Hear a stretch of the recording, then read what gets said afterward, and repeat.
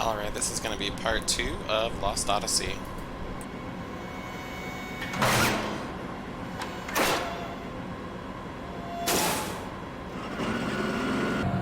Why is this always happening to me? You know, I could have just not woken up this morning.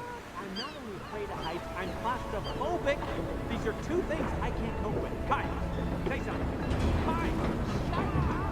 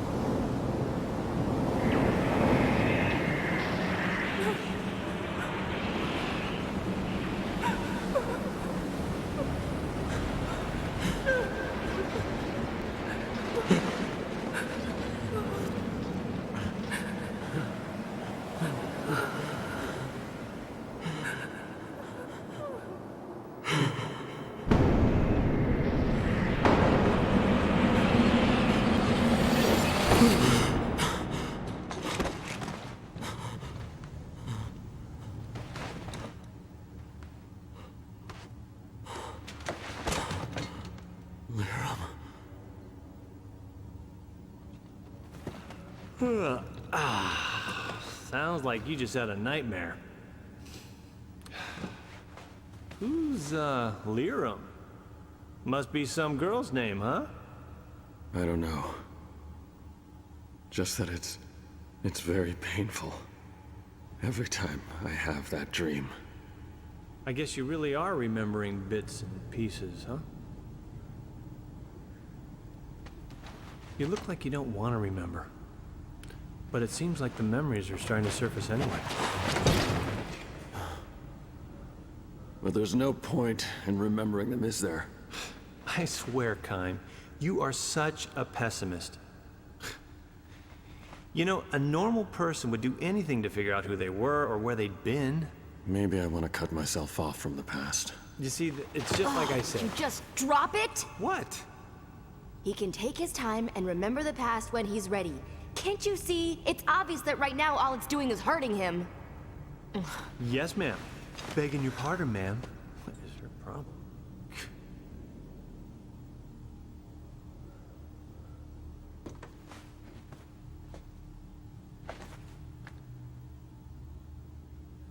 If Kime hates his memories, guess I might not even have to use this.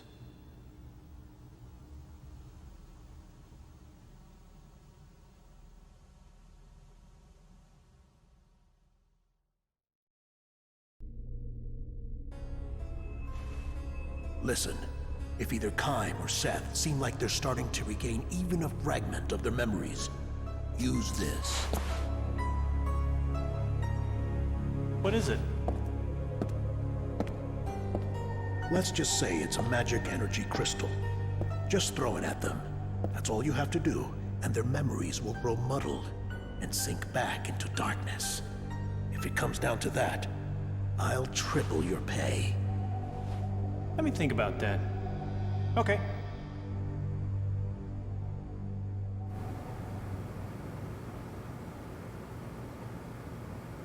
What's that? This? I got it from Lord Gongora.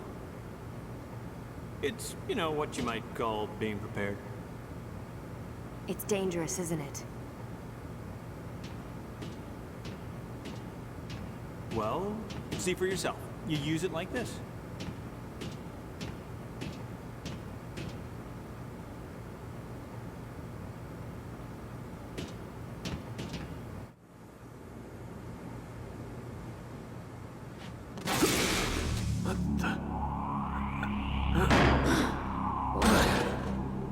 Uh-oh. Is he dead?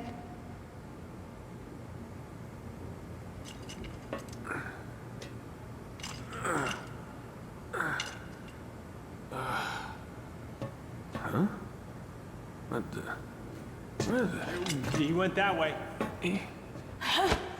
Bring it on!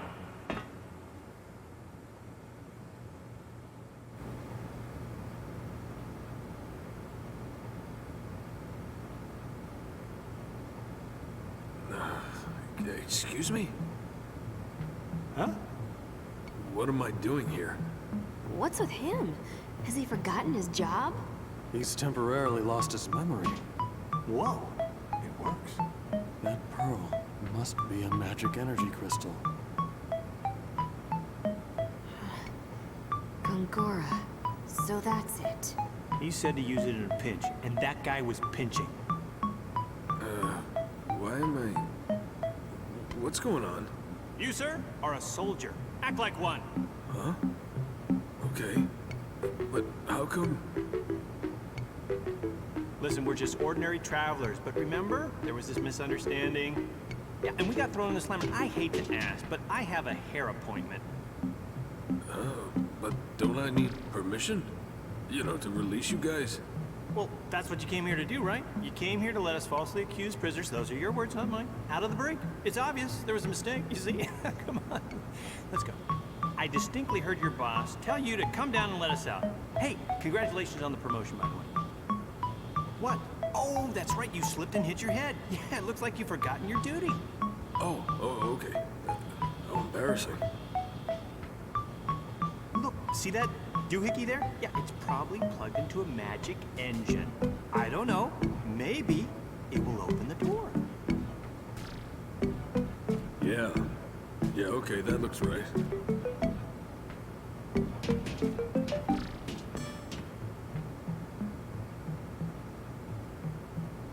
Oh, you know, I'm sorry you had to tell me how to do my job. Okay, almost got it.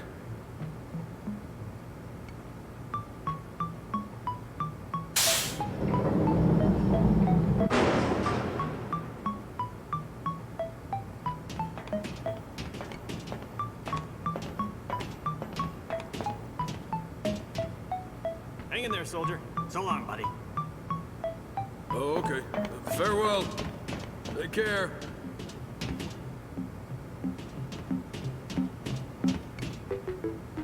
You're a sneaky one, aren't you?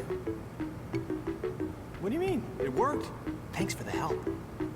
Seriously, you could charm the skin off a snake with that kind of tongue. It still bothers me why Gongora would give you something like that pearl. But I should thank you. Just this once. Right, Kaim? Yeah.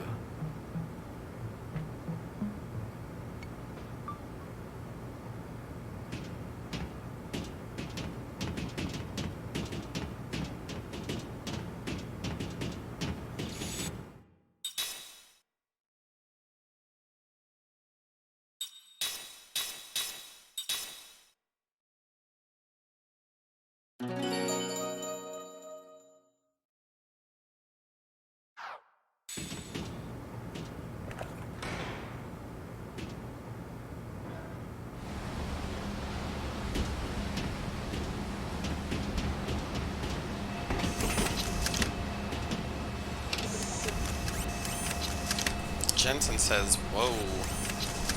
Hey, at least let me know if we're stopping suddenly. Stop whining. I saw something weird just now. It looks like a magic engine that has a floating eyeball. It's probably for security. I think we're a little past being surprised by something like that. What did you expect? A welcome party? Still, we do need to be careful. Without our equipment, we won't be able to put up much of a fight.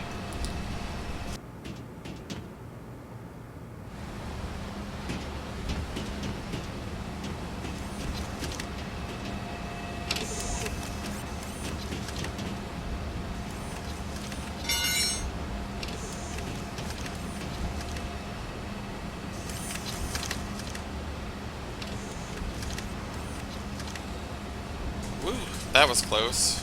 We were out of its line of sight. It must respond to noises as well. So even if it can't see us, it can find out where we are by the sounds we make, so we'll have to be careful.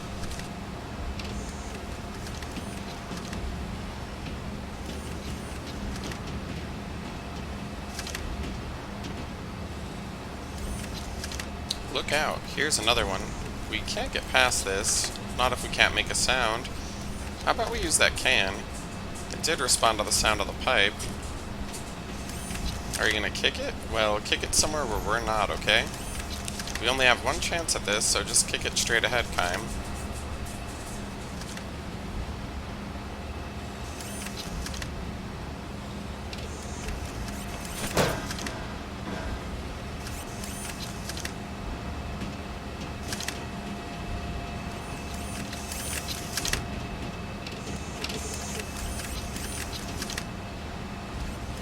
Oh man, it's another one. Well, this is no good. There's nothing nearby. How about we close the shutter when it goes behind it? The timing could be hard to judge, but nothing else comes to mind. You get the most brilliant ideas sometimes, Jansen. What do you mean, sometimes? Seth says, ugh, don't shout like that.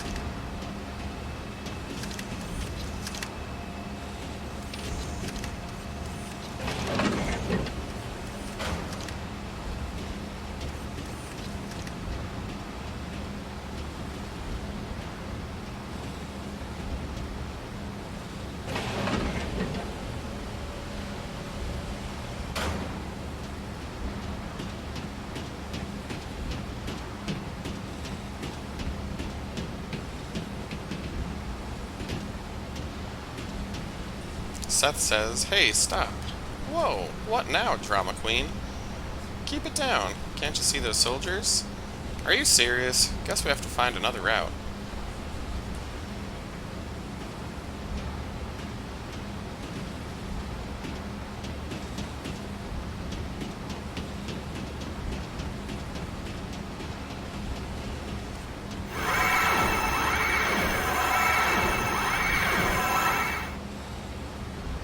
Whoa, did they find us? I don't think there's any soldiers here. That plate sounds an alarm if it detects strong vibrations. It's a trap. That's bad news. If there were any soldiers nearby, we would have been caught. We may still see some yet if we sit here and wait for them. Let's try not to set off any more alarms, alright?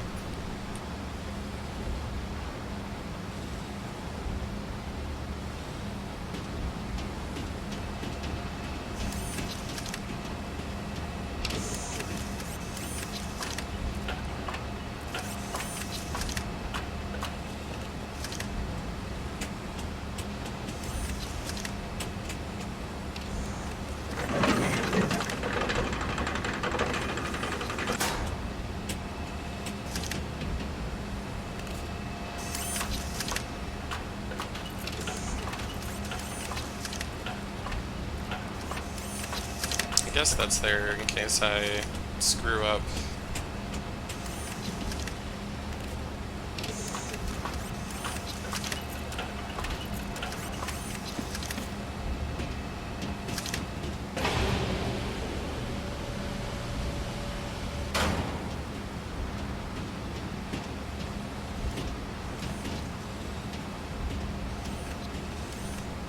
Jansen says, look at this chump. Isn't he a sleepy little fella? Let's just slip past him. Let's keep the noise down.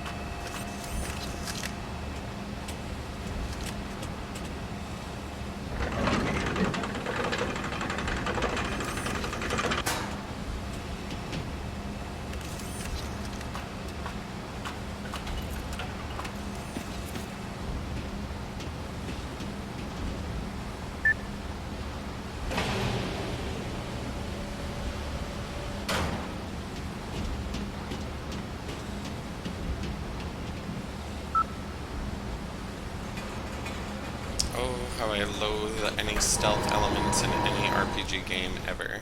This is not Metal Gear Solid, developers.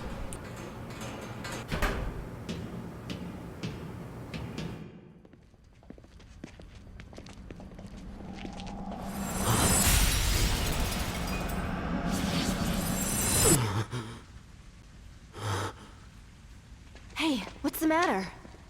I know I keep saying this, and I know I said this earlier, but your memories are returning.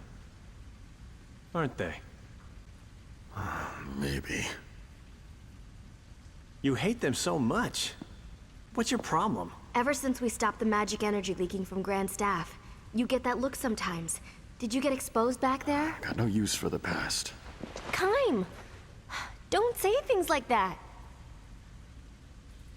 It's none of your business.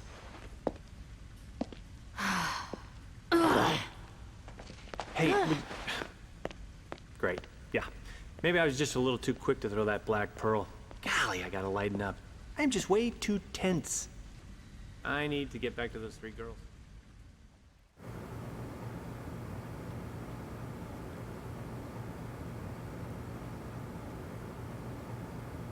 The soldier says, load these into the lift. Yes, sir. Hey, look over there. It's our weapons. Load them? He makes it sound so easy. What does he think my arms are made of? Steel? I can't move this stuff by myself. Alright, he's gone. Let's go get our stuff back.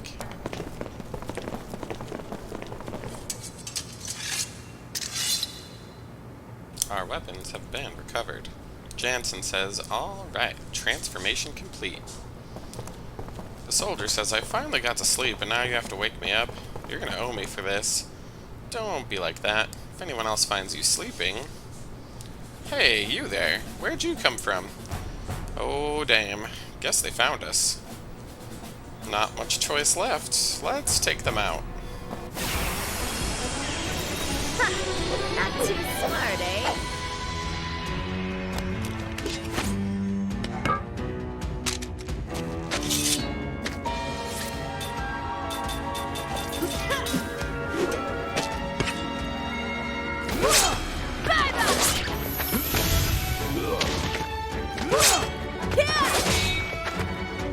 All of you, die!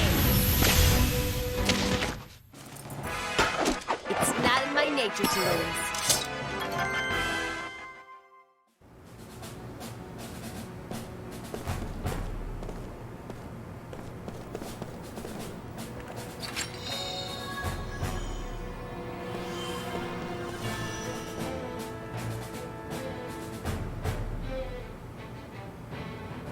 It's locked. They must mean business with security around here.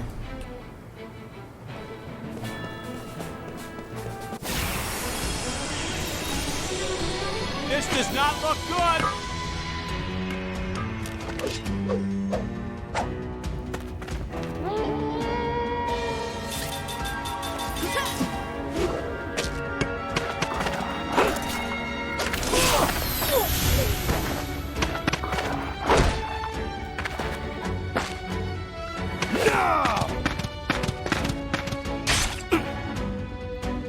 All of you, die!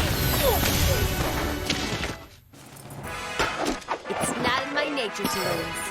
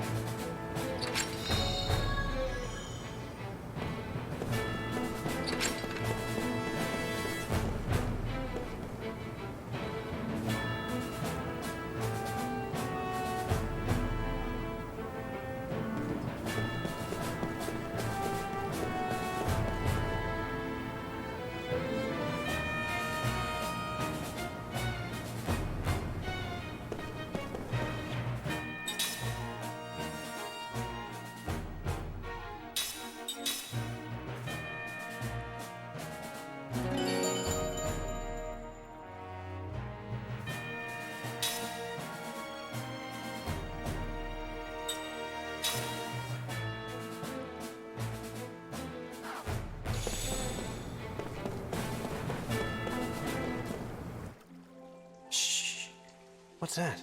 You hear that? What? Jansen! That's a harp. Yeah. Queen must be in there, right? I mean, no dude plays a harp. Yeah. Queen? Ignore it. It'll lead to trouble. Hey, I've got a sixth sense about these things. The Queen's gotta be hot. I didn't pay my respects. I mean, I'd have to turn in my man card. Time to work my magic. Idiot. What are you trying to pull, Jansen? Open up! It's no use. Oh, that moron. Do you know anything about the Queen? Well, from a long time ago. If nothing's changed since then, she's definitely someone I know. Looks like your own memories are returning. So you're not afraid of the past? No, I like the past. It's thanks to the past that I'm here now, right? If memory serves me correctly,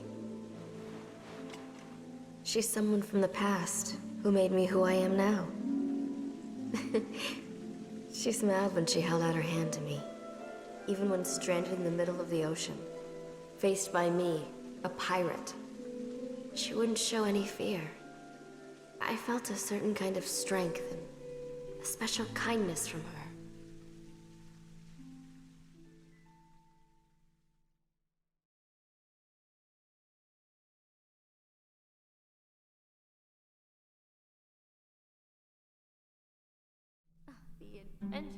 The Queen could have arrested me for piracy, but instead she invited me to her palace.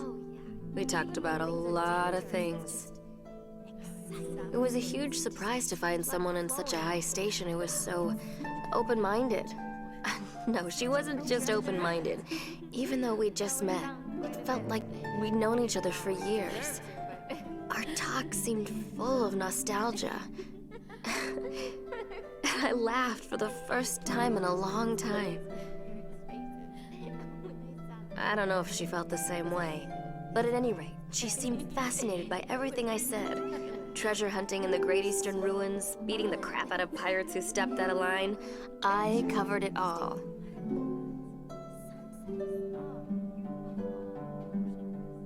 Tell me about your life. But when I look back at the way she let me keep talking, I think she might have longed to be free, just for a moment.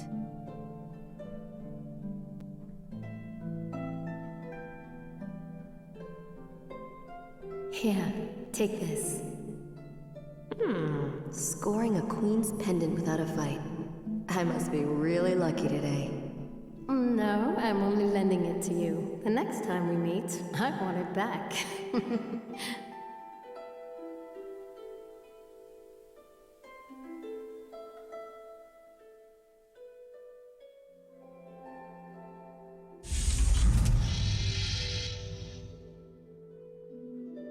Ooh, can't pass up a chance like this. Sorry, gang.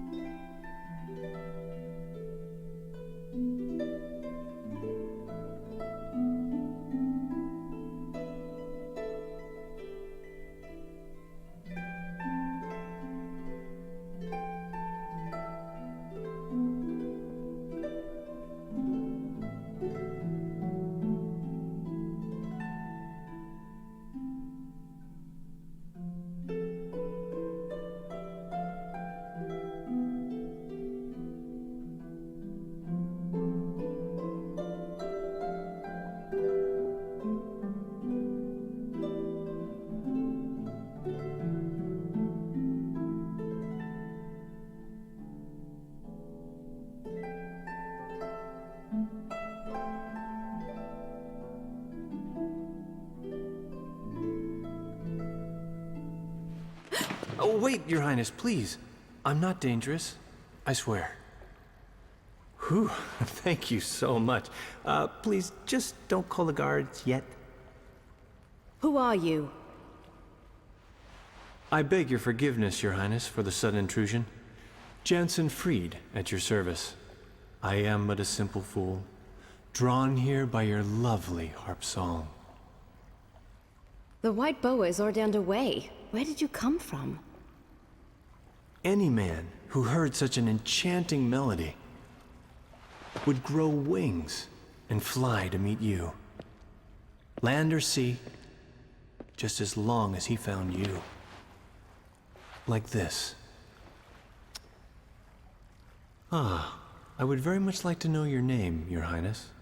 Ming Numara. Such a lovely name. And I've finally gotten to see you smile. Please, feel free to laugh at this simple fool. Just seeing your smile has made it worth risking your wrath at my uninvited presence. Is something the matter? Forgive my impertinence, but even though your smile shines bright, Your Highness, I also see loneliness. Your harp song you were playing earlier feels the same. It's as if it reflects your own heart. My heart? When you play, the melody radiates kindness and warmth. But sometimes it sinks into sorrow. That sorrow is what drove me to you and sparked a desire to smooth it away. What is that? I shall heal your sorrow. Please, trust me. If you remain here, your heart will only be stained with more sorrow. My heart, stained with sorrow. Jensen, why did you really come? What a woman!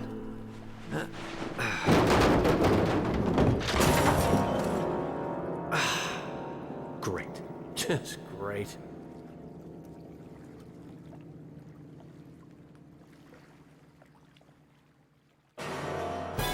What was that? To Her Majesty's room! Hurry! This way! You again? Ugh. Jansen, you idiot.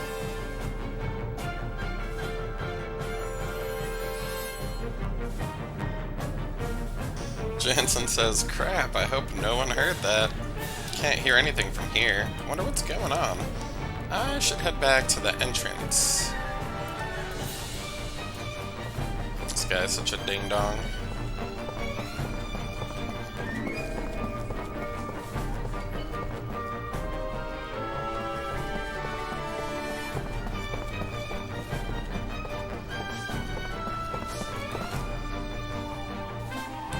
What are you doing here? Plotting to kidnap the Queen?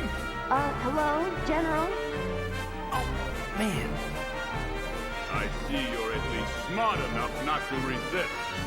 Take them away. Yes. You men, follow me to Her Majesty's room. Understood. Your Highness, it's General Kakanis. I heard a loud noise just now. Are you all right? Your Highness, please open the door! Ah! Your Highness! It's no good, sir. It won't open. Bridge, open the door to Her Majesty's room, immediately! This is an emergency! That's strange. It doesn't open. Idiot! You open the emergency hatch! Ah!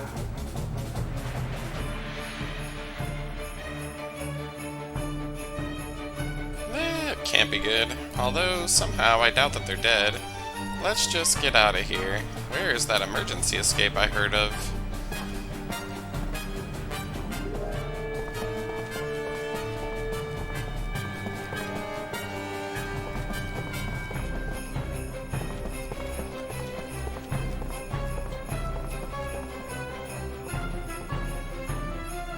Wait a sec. Why are there stairs here? I get it. Must be the emergency escape. Yeah, I know. I haven't figured out how to make it stop. It's a known issue. It leads out, huh? Then I better finish this vanishing act before someone catches on.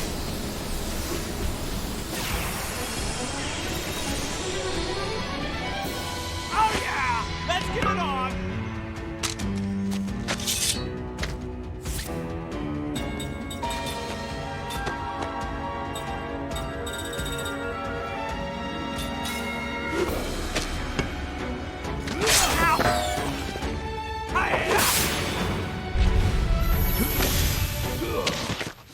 I did it.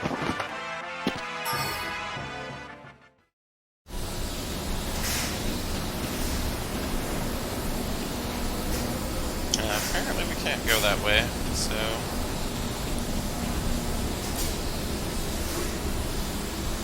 And that's where I came from.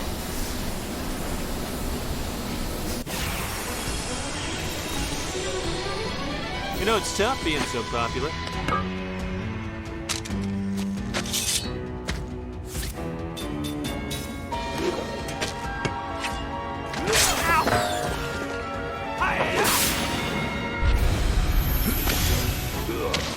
Oh, that was easy!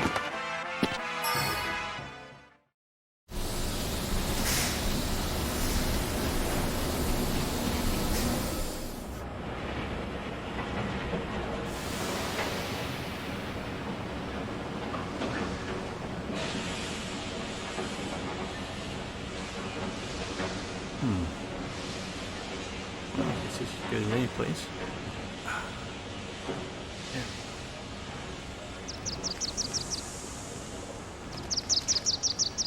Hey there, little guy. You lost?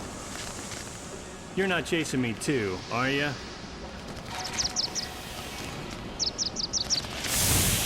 Whoa!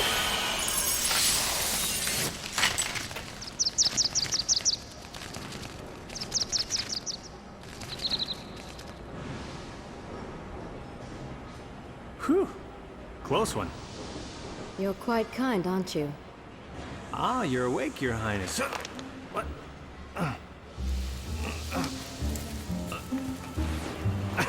Okay, this isn't funny. I need to get out You of this. know, I was never really asleep. Huh?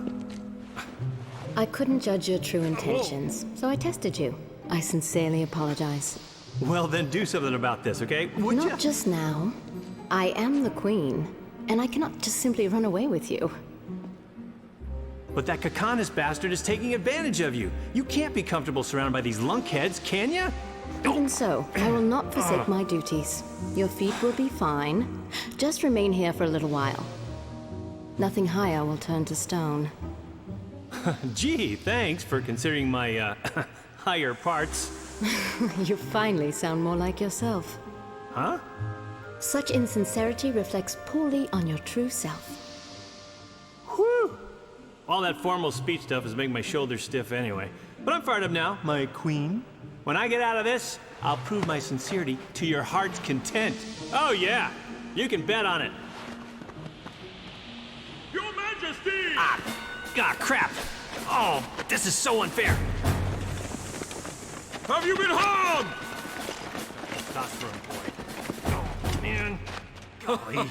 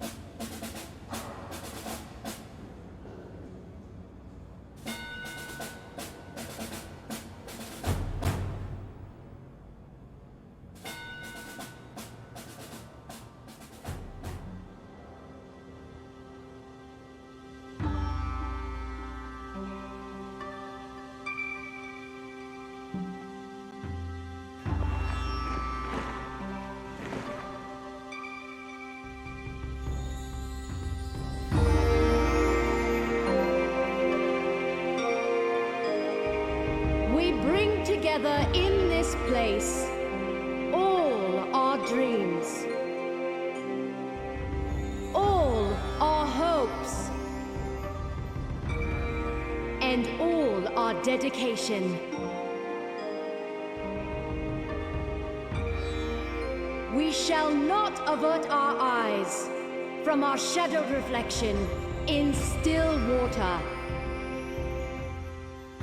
nor succumb to apathy. Numata exists so that power may coexist in harmony with peace and tranquility.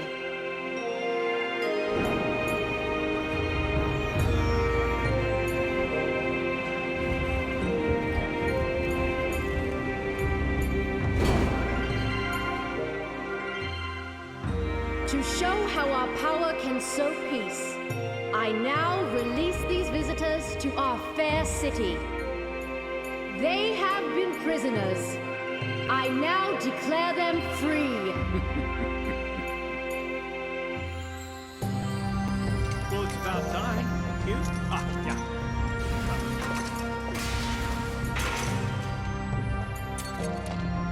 Travelers, you are free to go. Ming! Ming?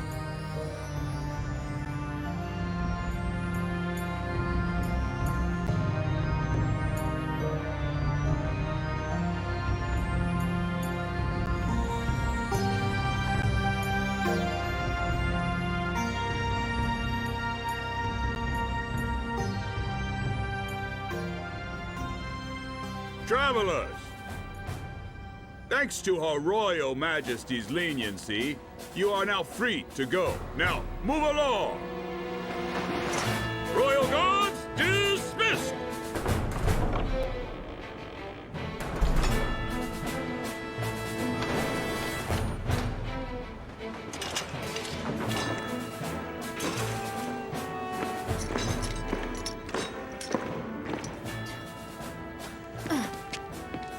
All that trouble to release us, and now they simply turn their backs. Well, I say it's great. I mean, we're free, aren't we? Oh, and it's all thanks to Ming. It bothers me that you speak so casually of the Queen. Is there something you're not telling us, Jansen? Did you do something to her? What? Come on.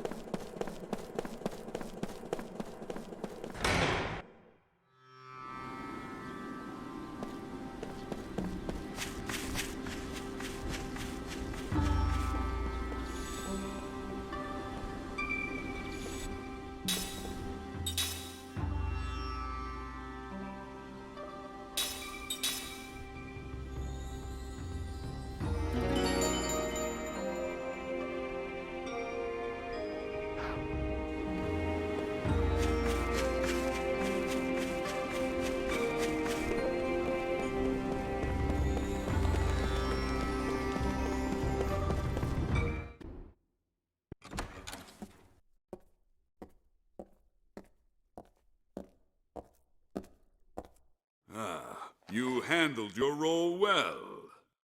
So, my performance was acceptable? Yes, Your Highness.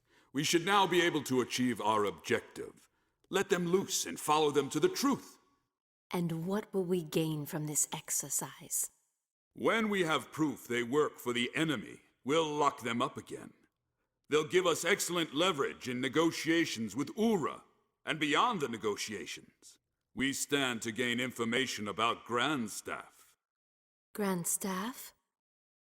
Ura has built a gigantic magic engine called Grandstaff, and we suspect they're plotting something. Right now, Ura poses a terrible threat to the entire world. A threat? Our intel has confirmed that the tragedy at Wool Highlands is connected in some way to Grandstaff. If we continue to allow Ura to run rampant, that tragedy could be repeated again at any time. The authorities in our military have voted unanimously to seize Ura as a preventative measure. You plan to start a war? The White Boa is already being converted into a battle flagship, and we've begun assembling troops and arms. This action is for the sake of the entire world. I won't allow it. While your majesty may have other ideas, the people will surely approve these safety measures. In this present magic industrial revolution, your majesty's isolationist policy is pushing the nation to its limit. National isolation promotes peace. This new regime must be created for the sake of world peace. We shall spread your majesty's teachings using our nation's military might. You think military force can avert violence? Would you rather see a meteor fall on Numara? If that were to happen, the people who so adore you would be reduced to ashes in an instant. No, the Grand Staff should not be in the hands of those simple-minded fools in Ura. We Numarans should control it. Then we can use it to maintain peace all over the world. Numara would become the most powerful, peace-loving country in the world. War is inevitable, Your Majesty.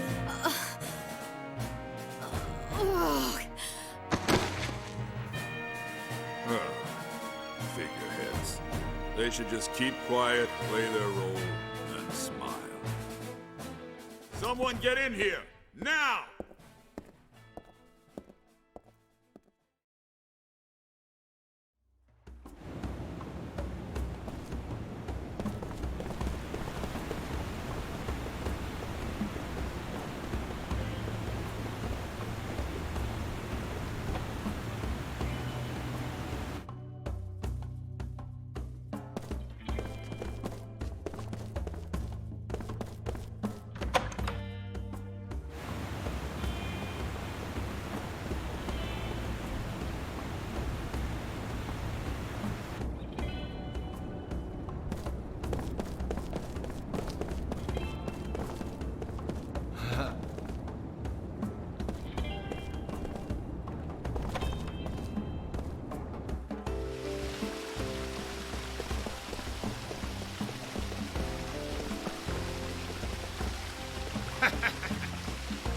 Welcome to my salon. Artists gather from all over. It is the pride of Numara.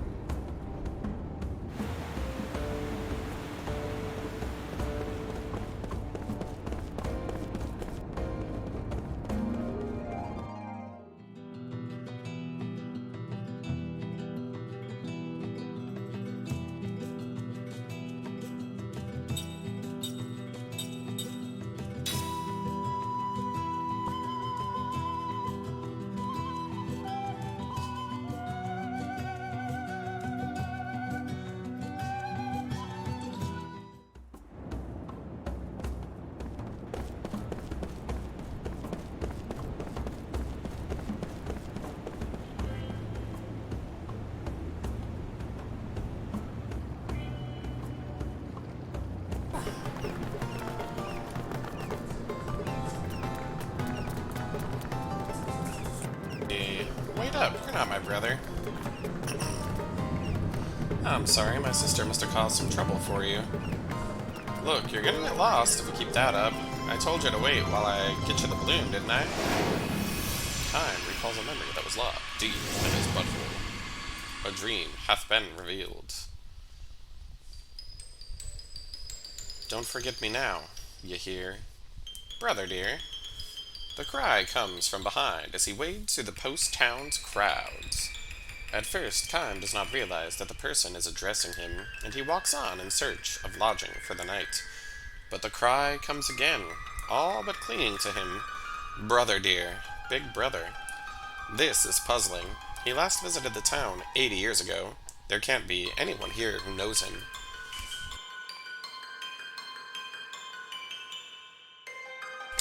Wait, big brother, don't go! His puzzlement begins to take on an eerie edge, for the voice addressing him as big brother can only belong to an old woman. Without letting his guard down, he turns slowly. Just as he thought, it is an old woman. Dressed in the clothing of a young girl, the tiny old woman is looking straight at Kime with a bright smile on her face. I think you may have the wrong person, he says, allowing his discomfort to show. No, I don't, she says, with a big shake of the head and an expanding smile. You're big brother Kime. What? What's wrong, Kime? Did you forget me? Well, I mean... He cannot place her. Even if he were to succeed in doing so, he knows he has no acquaintances in town. He wonders, could this be a chance re-encounter with someone he once met on the road? But no. He is sure he doesn't recognize her, and strangest of all, Why would this woman, who looks old enough to be his grandmother, address him as Big Brother? Don't pretend you don't know who I am, Kime. You're so mean. She yells at him loudly enough that people in the crowd stop and stare at them. It is not just the fact that she is shouting, of course. People always have to shout to be heard in these crowded streets. That alone would not attract attention. The old woman's voice is different from a normal adult yet. It is innocent, unrestrained cry of a little girl who throws her whole body into her scream. People turn shocked expressions on the old woman and quickly avert their eyes. Their dismay is understandable. The old woman has her stark white hair tied up with a colorful ribbon, and her dress has the same floral pattern and floppy sleeves as a little girl's. Many of the passers-by look at the old woman with a mix of sympathy and pity on their faces. Gradually, Kime begins to comprehend the situation. This old woman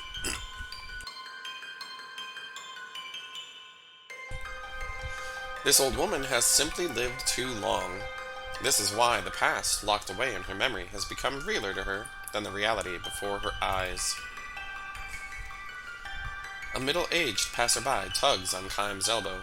If I were you, I would just walk away. Don't get involved with her. She'll be nothing but trouble. It's true, says the wife by his side, nodding. You're a stranger here, so you don't know, but this old woman is senile. You cannot ignore her. She'll forget everything in 5 minutes. They may be right, but the fact is, this old woman knows Kime's name. In the little girl part of her mind, she thinks of Kime as her big brother. He tries probing his distant memories. He spent no more than a few days here so long ago. He got to know very few people, and there can't be any of those left who still remember him. When Kime goes on standing before the old woman, the nosy middle-aged couple became indignant. You try to be helpful, and what does it get you? Snorts the husband. Let them work it out themselves, adds the wife. Let's just go, which they proceed to do. Winding up her voice for maximum shrillness, the old woman calls out to them as they walk off in a huff. Don't forget me now, you hear? In this instant, Kime's memory makes the connection. The old woman greets his look of recognition with an expression of joy. Don't you remember me now, she cries. I'm Sushu. He does remember her, a little girl he met in this town 80 years ago. Perhaps 5 or 6 years old at the time. She was a precocious little thing whose lack of shyness with strangers came from her being the daughter of an innkeeper. Somewhere along the way, she had probably picked up a phrase she heard someone using, and so whenever a guest would depart, after a number of days at the inn, instead of the standard goodbye or thank you, she would see the person off with a smile and a cheery, "Don't forget me now, you hear?" Only now, when he is suddenly able to see the girl beneath the wrinkles, Kime must avert his gaze from her face.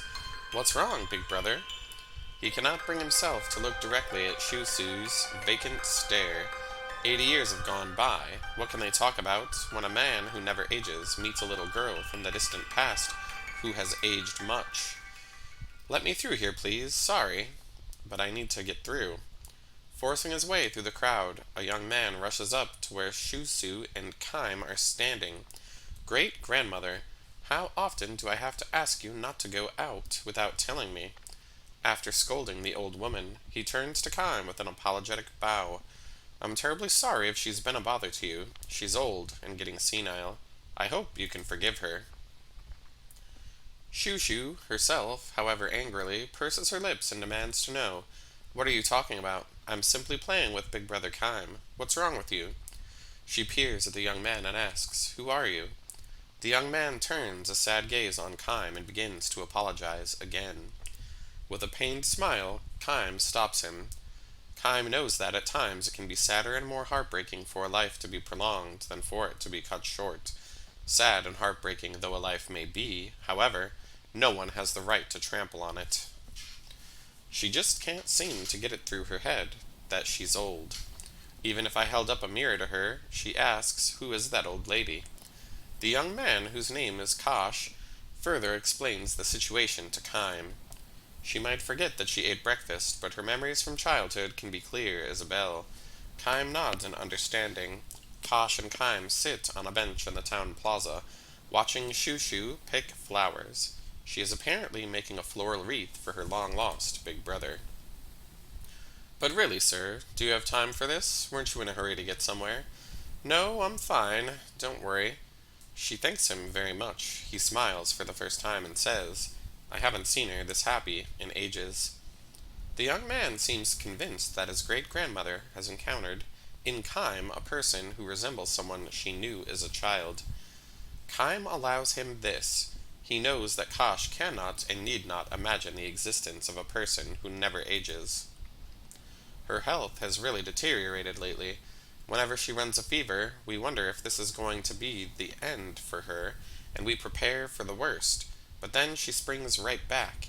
Sometimes we joke that her mind is so far gone she's forgotten to die. Kaim seems the young man in profile. Kosh has a gentle smile on his face as he speaks of his great-grandmother. No doubt when he was little, she used to hold him and play with him. Grown up now, Kosh watches over his great-grandmother like a parent watching his own child. He calls to her, That's nice, great-grandmother. I haven't seen you weave flowers together like that for a long time. Squatting in the grass with a fistful of flowers, Shushu answers, That's not true. I made a wreath for him yesterday. Then she says to Kaim, Isn't that right, big brother? You wore it in your hair for me, didn't you? Kaim cups his hands around his mouth and calls back to her, I certainly did. It smelled so nice. Shushu's face becomes a mass of joyful wrinkles. Overcome with emotion, Kosh bows his head. Kaim asks him, Are you the one who takes care of her? Uh-huh, myself and my wife, Cynthia. How about your parents, or even your grandparents? Are they still living? Kosh shrugs and says, I'm the only other member of my family left alive. His grandparents both died in an epidemic 20 years ago. His father lost his life in the war that enveloped this area 10 years ago. His mother, Shushu's granddaughter, aged more rapidly than her own mother, and the lamp of her life was snuffed out 5 years ago. So my great-grandmother has had to keep holding funerals over the years for her children and grandchildren. Before we noticed she had become the oldest person in town. It must be quite lonely living that way, I'm sure, answers Kaim. It might even be a kindness of the gods to let people fade out mentally when they've lived too long. At least that's how I've come to see it lately. You would think she would feel lonely to be left behind that way, but she's not lonely at all. To live long means you have a lot of memories. Maybe it's not such a bad thing to live in the world of your memories during the last days of your life. Shushu stands up, her arms filled with flowers. Big Brother Kaim, I'm going to make a floral wreath for you right now, and if I have any flowers left over, I'll make one for this other person, too. Kaim and Kosh look at each other with bewildered smiles. Why are you smiling like that? Shushu asks. Are you guys friends now? She opens her wrinkle-ringed eyes wide in surprise and gives the two men a joyful smile and collapses into the grass. Kosh starts to run for a doctor, but Kaim grabs his arm and holds him back, saying, You'd better stay with her. Ironically, Kaim, who can never truly know what it feels like to age, has been present for that very reason at countless deaths over the years. His experience tells him that Shushu will not recover this time. She's lying on her back where she has fallen, her armload of flowers now spread over her chest. Her face wears a smile. Wait, just a minute, Big Brother Kaim. I'll make your wreath for you right away. His mind is still lingering among her memories of the past. Will she stay like this to the very end? Keep fighting, great-grandmother. Don't let go. Kosh clings to her hand, tearfully shouting encouragement, but she may not even realize that this is her own great-grandson. It's me, great-grandmother. It's Kosh. You haven't forgotten me, have you? I bathed you last night. You knew who I was then, didn't you? Kosh appeals to her with all his might, but Shushu, a girlish smile on her lips, is departing for that distant world. I'm going to be a father soon, great-grandmother, remember? I told you last night that Cynthia has a baby inside of her. It's going to make you a great-great-grandmother. Our family is going to grow, another person with your flesh and blood. Still smiling, Shushu grasps one of the flowers on her chest in her trembling fingers. She thrusts it towards Kosh, and in a voice no more than a whisper she says, "Don't forget me now, you hear?" Kosh doesn't understand. Indeed, how could he know the phrase she always used to speak long before he was born?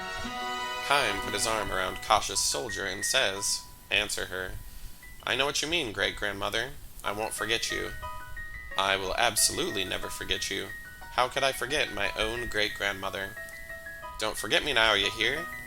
I won't forget. Believe me, I'll always remember you."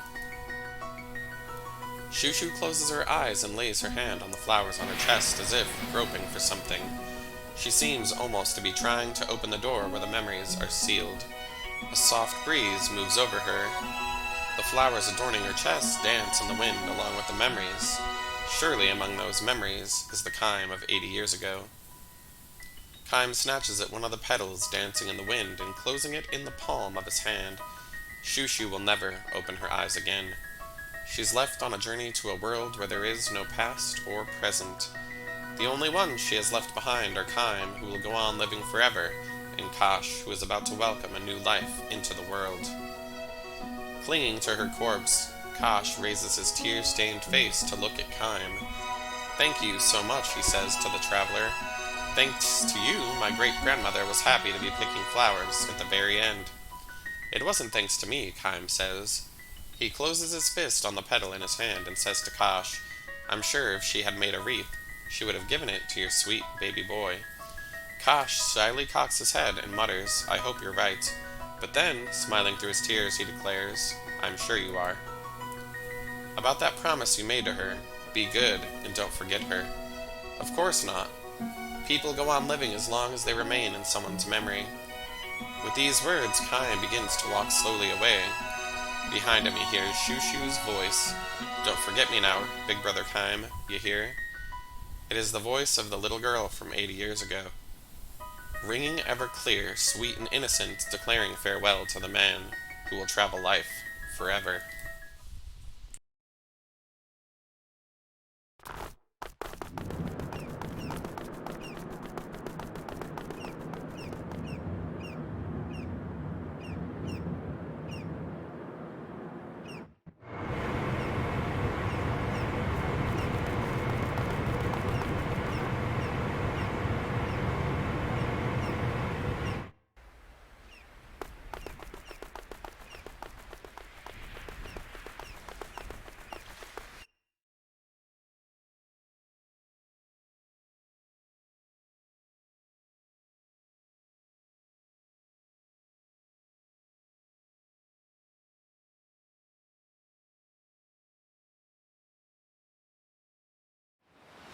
Wow, that's an unusual color for a flower. Whoa, no kidding. Girls like flowers. Hey, mind letting me have one? Ow! Don't pick 'em! Hey, you little brat. Next time, say that before you hit someone. You got that, kid? Shut up, you old geezer. Geezer? Old? Oh, I'm going home. Did you plant these flowers? Nuh-uh. They're just flowers that grow around here. Mom says they're really rare. What are they called again? Tenderflora. Yeah, what he said. Mom loves these flowers. They never wilt. She says they make people happy, too. Mom feels sorry for them since they're so pretty. And people just pick them whenever they want. You know, I bet there are lots of people out there who would pick a flower if they knew it could make them happy. It's because they're growing here that makes you happy. You're right. You know, if you leave them here, then they can make everyone happy. You're the only one who's ever said that. You must be a good person. Well, thank you. What's your name? I'm Cook, and this is my little brother, Mac. Cook and Mac. Gotcha. I'm Seth. Nice to meet you. Kime? Kime, hey, snap out of it, buddy. Cut it out. We're pals now, right? Hey, you're giving me that look again. They were blooming What? back then. Back what? Back then? Back when?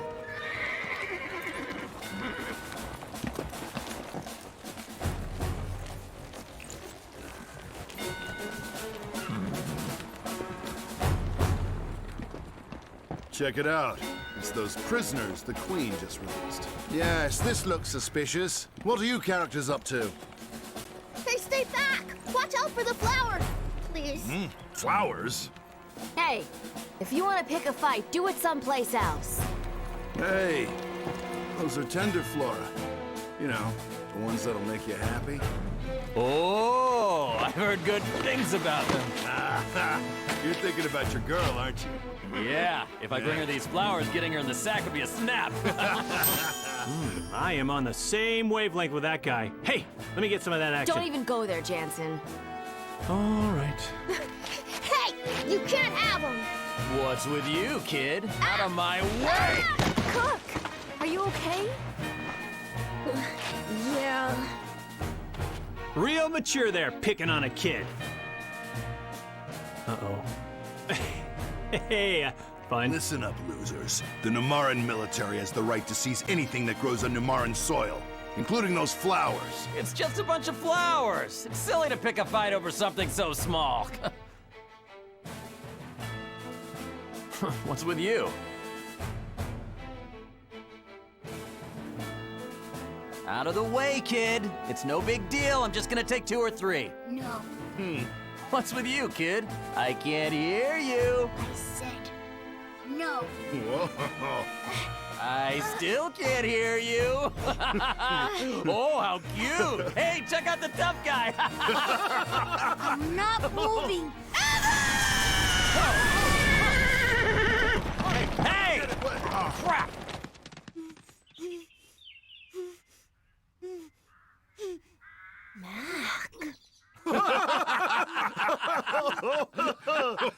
What the hell's got him so worked up? Hey, we could use this kid as the official flower guard. We've got quite a crew of strangers and brats here, eh?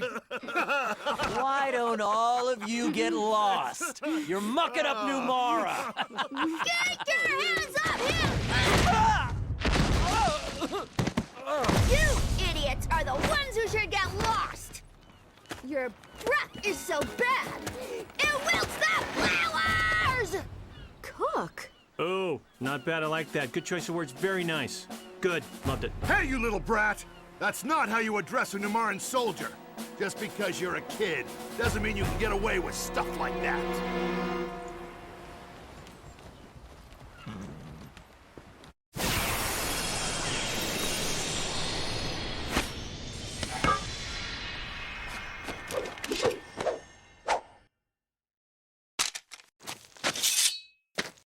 I wonder how long your chivalry will last.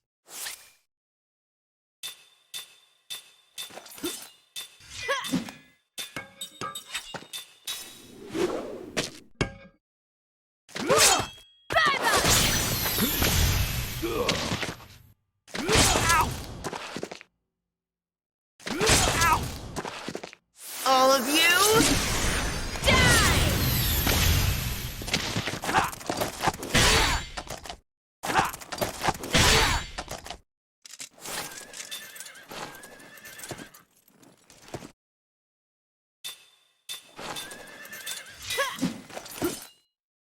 All of you, die! Phew. That was a close one.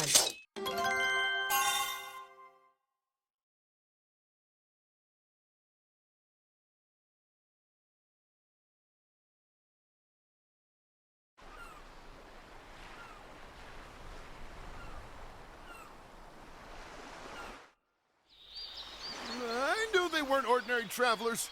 We'll find out who you really are one of these days. Don't you forget it! Yeah, we'll remember whatever we want, stupid!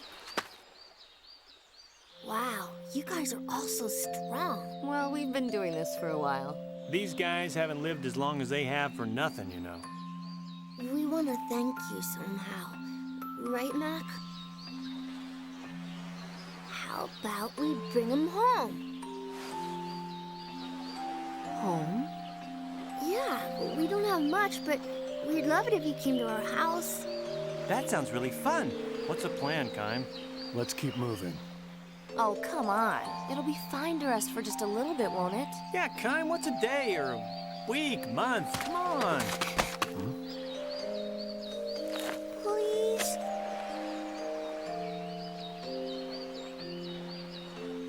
Well, that settles it. Why are you in such a rush? You got nothing but time. Got him.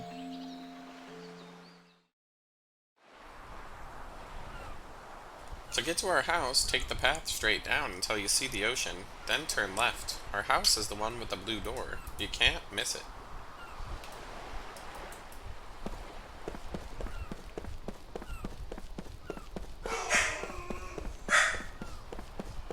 Oh, doggies.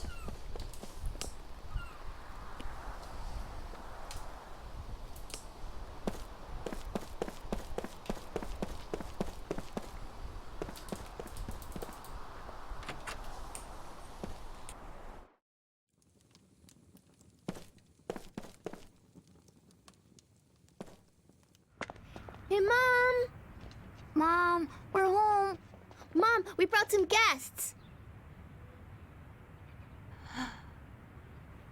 Is she sick? Looks like it. Good afternoon. Hey there. These people are from Ura. They protected the Tundra Flora from these stupid soldiers, didn't they? The flowers.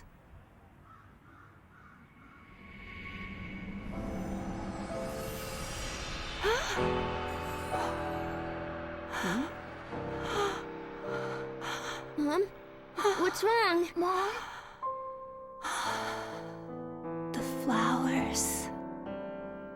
They've let me see you one more time.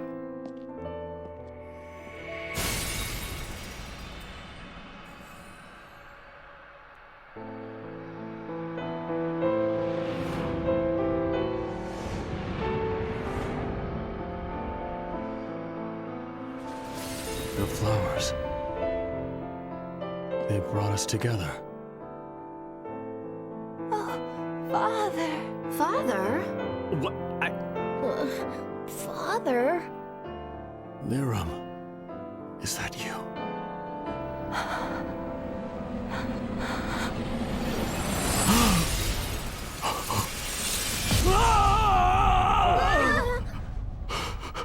Father.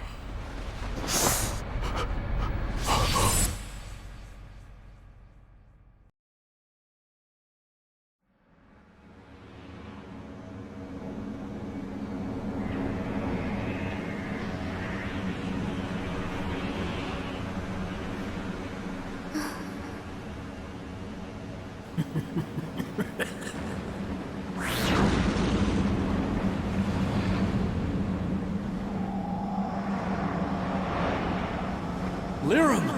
Liram.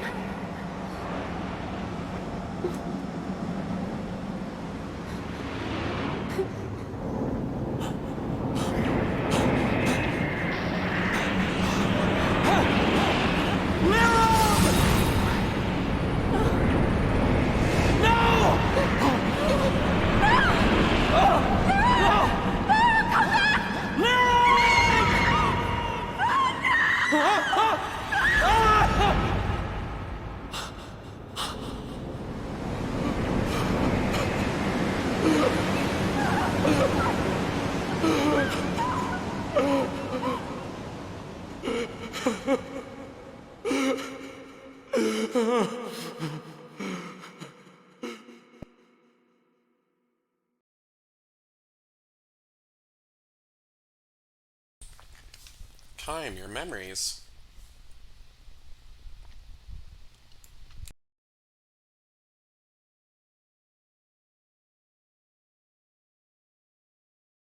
What is it? Why are you looking at me like that? Gongora.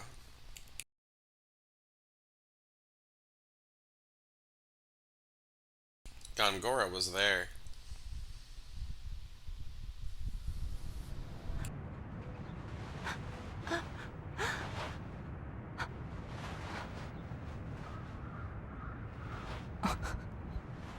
I've missed you so much. I'm so sorry. I couldn't save you myself. Is Mom? I don't know. I haven't seen her since. Sarah. I have to find her. She doesn't even know you're alive. I don't have much time. Cook. Mac. Come here.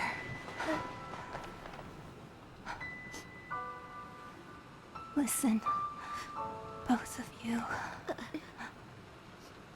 Kime here is my father.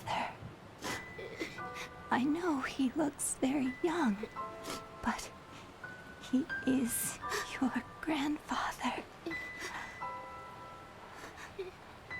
The one I've told you so much about. Your dear, dear treasures. I've been able to hold on this long because you've been here. Mom? Father, take care of them, please. Of course. Father, there's something I've always wanted to tell you.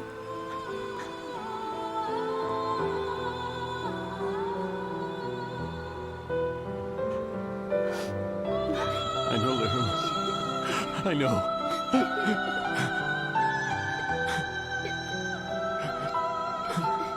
Lirum! Mom? Mom? I'm glad. So very glad. I could see you once more. Mom? Lirum! No, don't go. I'll bring Sarah here, I swear. Hang on, Lirum. Mom? Mom! Mom, no! No!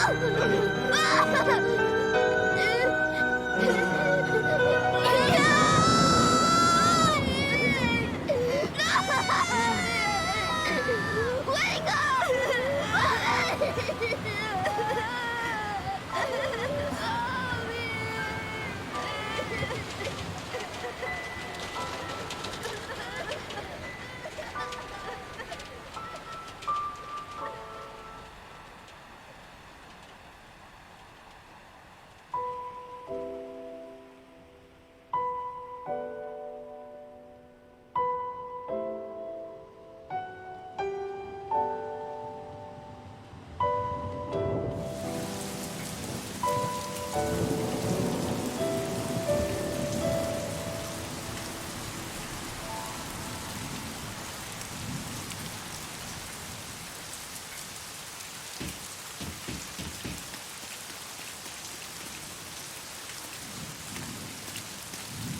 Father, if only I had a fraction of your strength. There was still so much I needed to learn from you. I depended on your guidance even when you scolded me for my weakness. Father!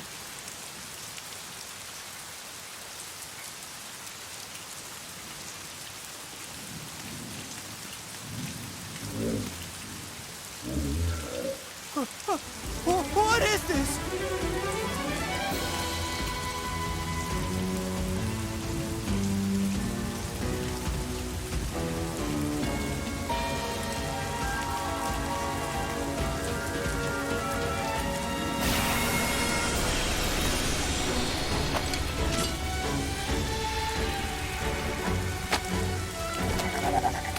Stay back!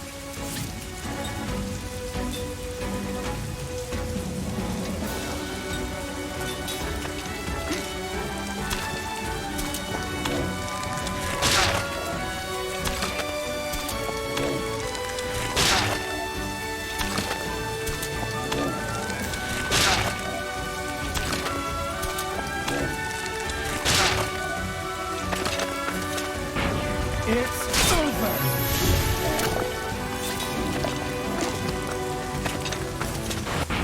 It's over!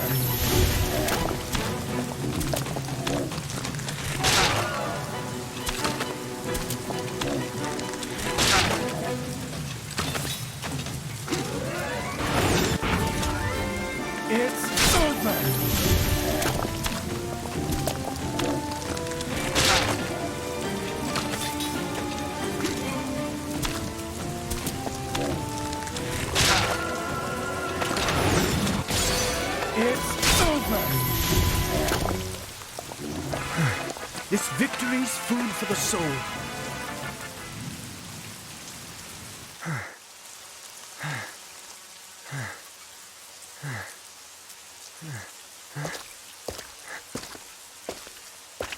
Chairman.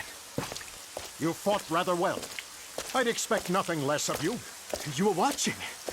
Why didn't you help me? Well, I didn't expect a frail puppet like that to best someone of your blood. I sent it simply to test you. Huh? Do you understand what I'm saying? What? That puppet was one of your pawns? Why would you do something like that to me? Because I do not wish to see the throne restored. Throne restored? Wait, was the poison soup your doing? Chairman, answer me!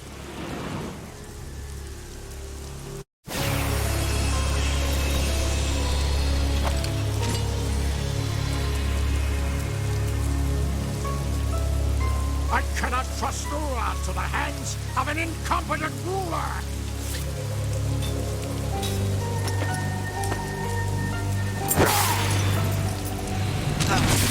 That's why you tried to kill me! As long as a member of the royal family exists, dissidents will try to restore the monarchy. The royal bloodline must be extinguished! Just by being alive, you give those dissidents hope!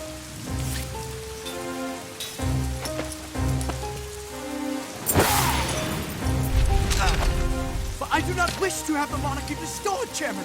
There is no reason to kill me! I will not stand for incompetence! There is only one way to atone. You must die now!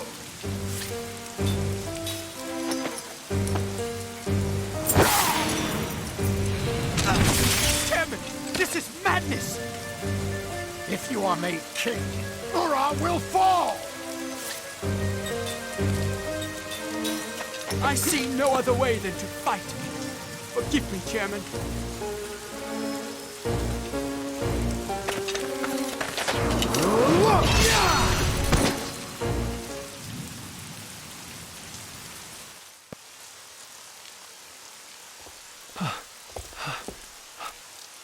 What have I done? What happened? Gongora! Oh, I am too late. Oh. He's dead?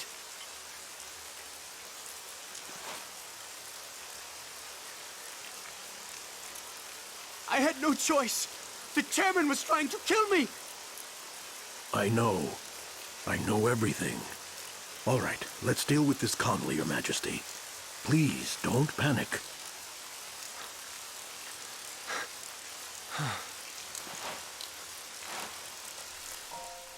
Roxanne visited my manor earlier tonight. He spoke enthusiastically of his plans to prevent the restoration of the throne, to establish his own influence and such. To achieve those ends, he said the first thing that had to be done was to ensure Your Highness's death. I sensed peril, and although I am under house arrest, I escaped my incarceration and came as soon as I could. But I was still too late. I would never have expected the chairman to try to kill you, even as deluded as he was. Gongora. Chairman Roxian died in an accident.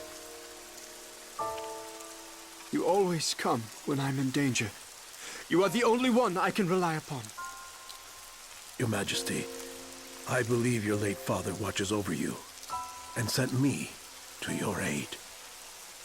Father.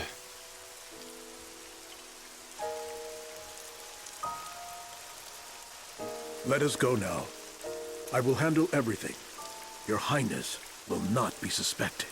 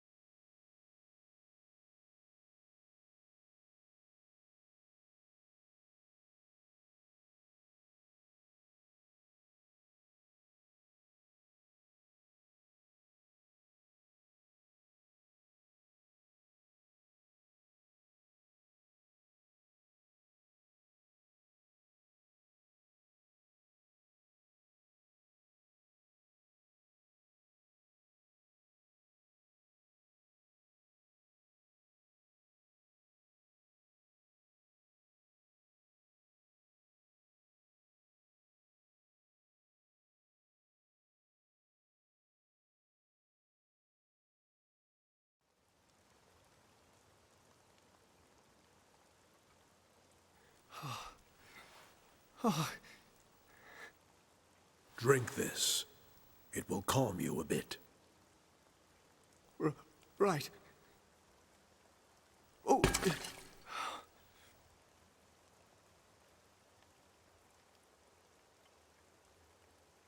What should I do? I've killed a man! Perhaps your memory is a bit muddled. It was an accident. Chairman Roxian passed away due to unfortunate circumstances. But... The chairman fell prey to a sudden illness. It was beyond the doctor's abilities to save him. Leave everything to me.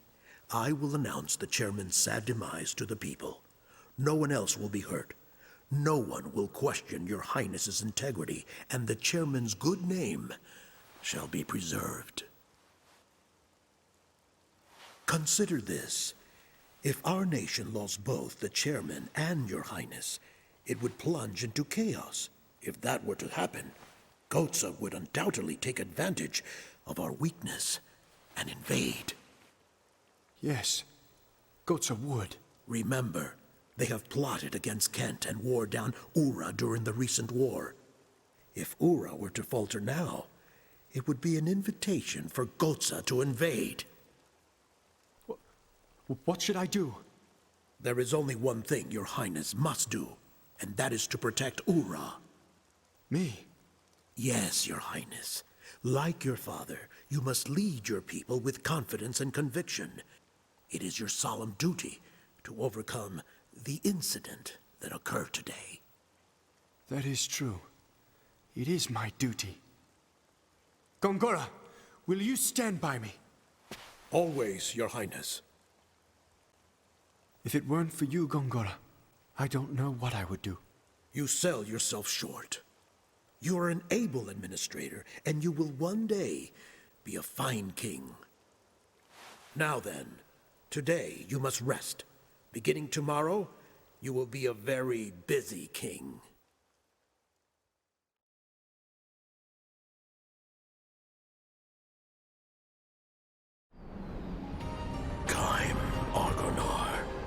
From this day forward, you are my servant. Give me a sign of your fealty.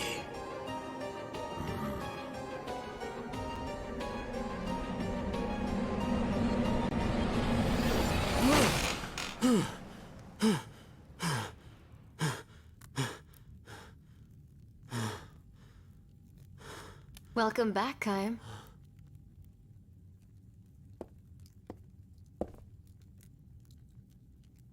I think I'm gonna be sick. If Gongora wiped out our memories, he must be up to something. So he took our memories, instead of taking our lives. By taking away what was most precious to us, he destroyed our hearts and reduced us to empty shells. If he's willing to go that far, what he's after must be this world. The world itself. Yes. Ridiculous. Me, you, Gongora. I remember two others. One of them is Sarah. The other one is Ming, the 1,000-year-old queen who founded Numara. Does she remember? I don't know. When we were released, we only got a glimpse of her face. I'm going to look for Sarah. Any ideas where to start? In my memories. That is true. The way you feel about people is different from memories. Feelings of love become a huge sense of loss when your memories are sealed. Those you've loved remain in your heart. You'll be able to meet her again, I'm sure. I've stumbled upon my daughter's death twice now. The first time she died, my heart was filled with despair.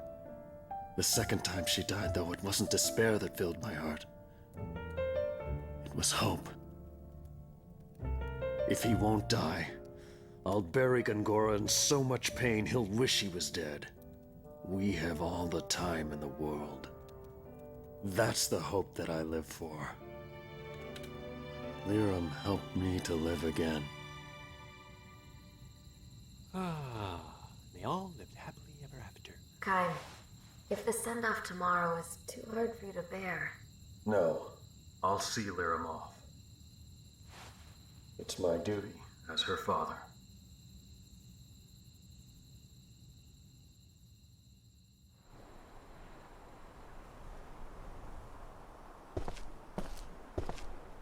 Good morning.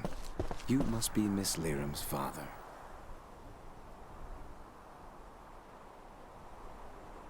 Miss Seth contacted me. I'm here to assist in sending Miss Liram off. Where's Mom going? She will return to Mother Ocean, who brought us to this land long ago. Even though her body goes to the sea, you will still have your spiritual bond with her. Spiritual bonds? Yes, your souls as mother and son will always be connected. Even though the body may have gone, these bonds are eternal.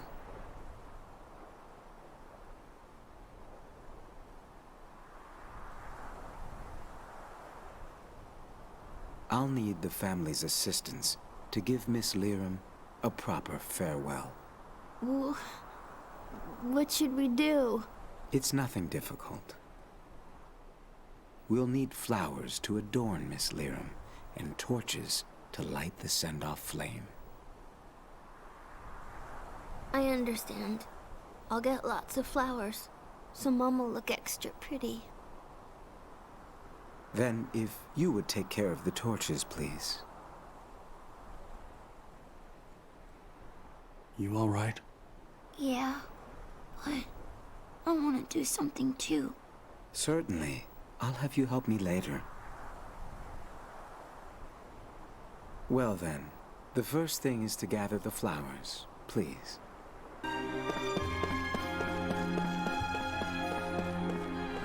Everything is prepared for Miss Liram's send-off. Let us begin. Everyone is waiting to give Miss Liram a final farewell.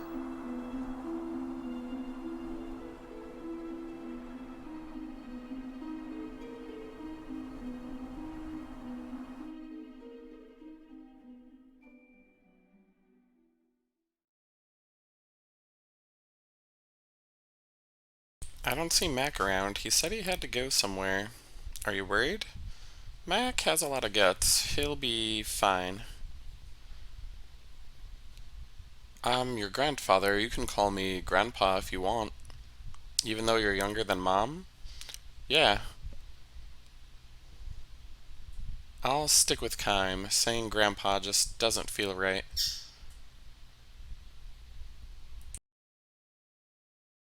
Look at that, Seth. Kime's actually being nice, huh? Well, he is a grandfather with his grandchild. I guess getting grandchildren can really change a guy. I don't think it's quite like that. I think I have a pretty good guess where Mac went. Where? To get those flowers. I see. For us, we figured that as long as those flowers were blooming, Mom would stay healthy. So you protected them. Yeah, Mac and I, we both knew that Mom wasn't well. We wanted to stay together, even if it was just for a little longer. So we would pray to those flowers every day. Cook. Mac, the flowers. I thought I could show them to Mom. But they already wilted. Those flowers, wasn't it important to let them keep blooming naturally? Didn't your mother also say that? Well, wilting is something natural too. I thought they would cheer her up. I never let anyone step on them. You dummy, did you think this would make Mom happy? But these are Mom's favorite flowers. And they were also when I parted ways with Liram's mother, your grandmother. Huh? And the fact that your mother treasured these flowers was probably tied to memories from those times. I'm sure your mother would understand your feelings. And I can understand them too.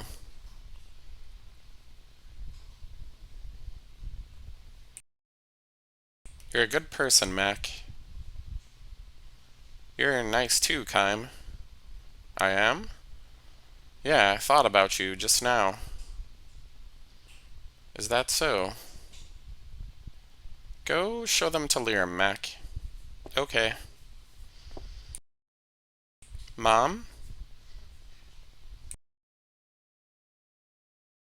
I'm a little emotional about things like this, I guess. I don't handle these sorts of things too well, either.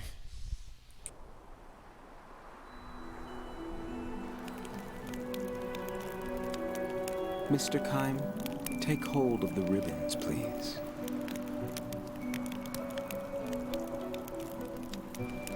These ribbons are the only thing that tie us, the living, to Miss Liram, the deceased.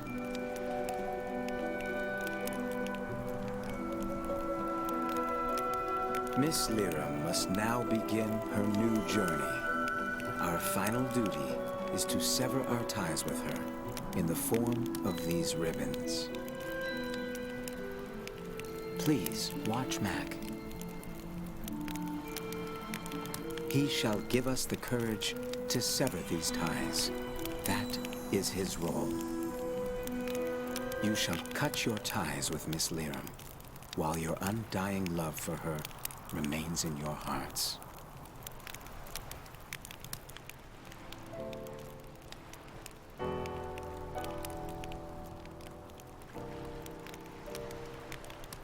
You said that even if we have to cut our ties, we still have our spiritual bonds, right? Yes, those bonds are eternal. Now, let us send Miss Liram off. Many ribbons from Miss Liram have been passed to her father. When all of them have been severed, Miss Liram shall begin her journey out into Mother Ocean. Mac, with the lit torch you carry, trace the movements of the wands the attendees are waving. Those movements will convey the attendees' wishes and parting words to your mother. If you perform a move incorrectly, the attendees' good wishes will not be conveyed. If that happens, try again to match the movements of the attendees. When you correctly trace the movements with your flame, the attendees' torches will light up. Then the attendees will sever the ribbons with their flames to represent their own connections and to make their unseen bonds eternal. When all of the ribbons are severed, Miss Liram will start her journey. Are you ready, Mac? It is time, everyone. Let us sever our physical ties with Miss Liram.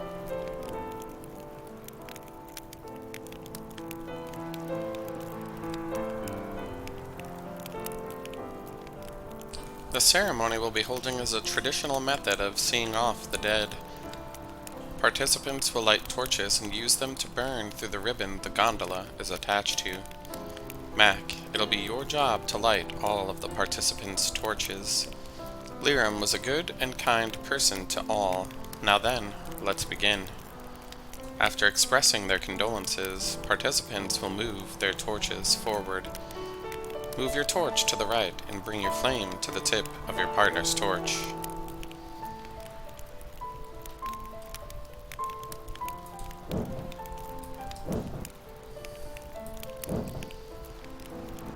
Yes, that's how you put them together. The motion serves to represent the rippling ocean. Be sure to adjust the position of your torch. Try touching the tip of the torch with the tip of your partner's, then the fire will surely catch. This time, you will move your torch to the left.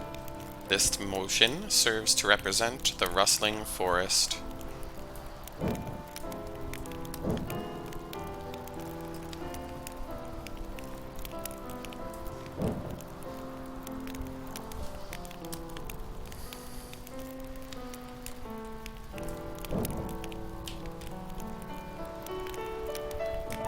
Next, we will raise it upwards. This motion serves to represent the endless sky.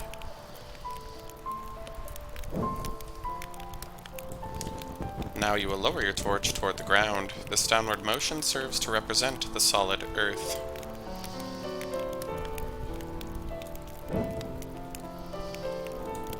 The torch has been lit. It is time to say your final goodbyes to your mother.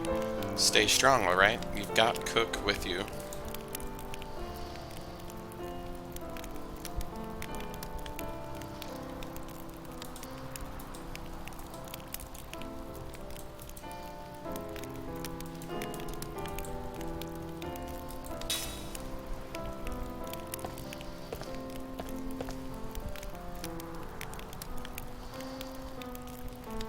My condolences for your loss. If you need anything, just ask. There's no need to be shy.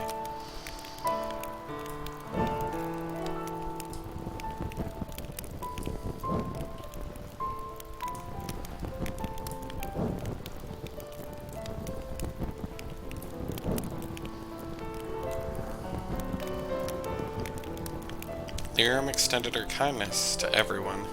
She helped my family and I a great deal. I may be the last one of my family, but I still want to show her how thankful I am.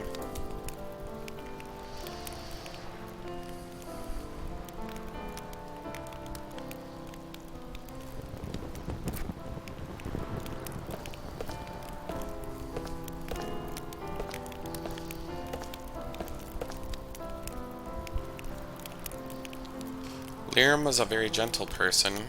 I knew she was ill, but I never thought it would claim her so fast. Hang in there, alright?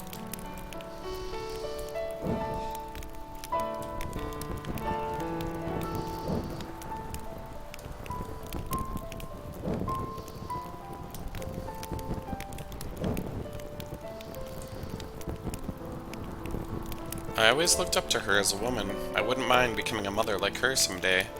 I'll miss her dearly, but I want to show her my smile one more time.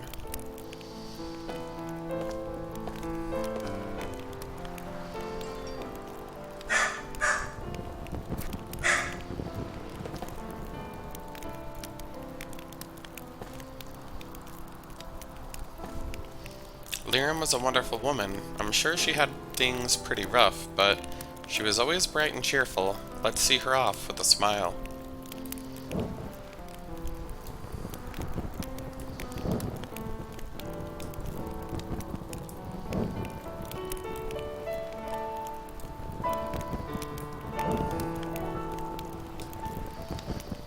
Well done. That was some fine lighting. Now it's time to say my goodbyes. It'll be lonely without her around.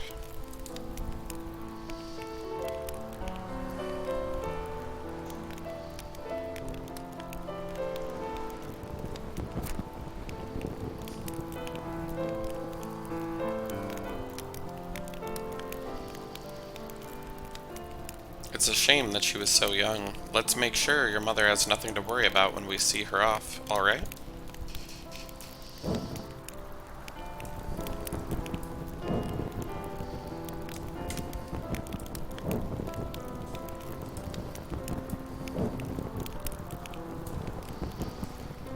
You've done a great job with the fire. I'm sure Liram would be overjoyed to see how well you kids are turning out. Now for my final words.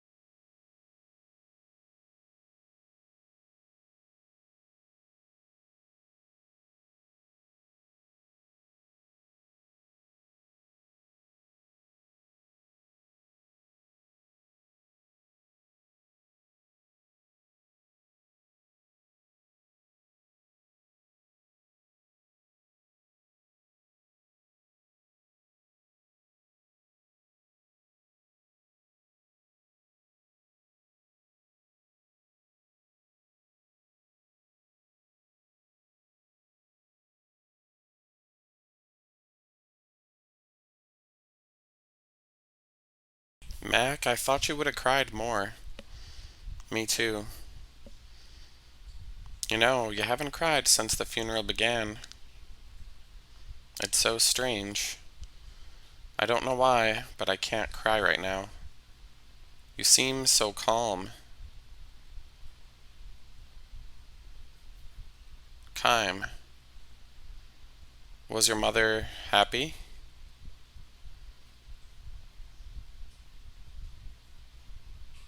She was. She had a lot of friends. And Dad was a really great person. Even the Queen cared about her and helped her out a lot. I'm sure she must have been very happy. She always missed you, Kime. And Grandma.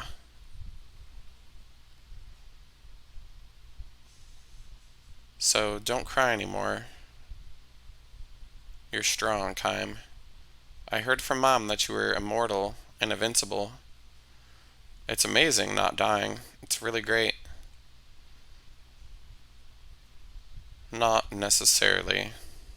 Why not? It means I see many people that I care for pass on, like your mother. You've seen it a lot? Yeah, enough to lose count. That's how you got so strong. But it must hurt.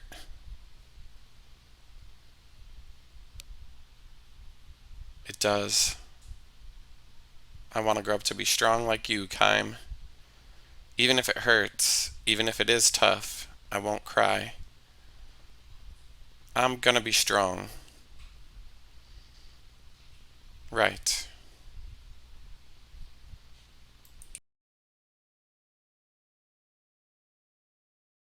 Cook, check it out. It came back to life. I just knew it. I just knew she would hear our wish. Do you still believe stuff like that? Don't you think Mom would have done this? It's gotta be because her flowers are better. Mom is close and she hears what we say. It must mean she's with us, Cook. That's impossible.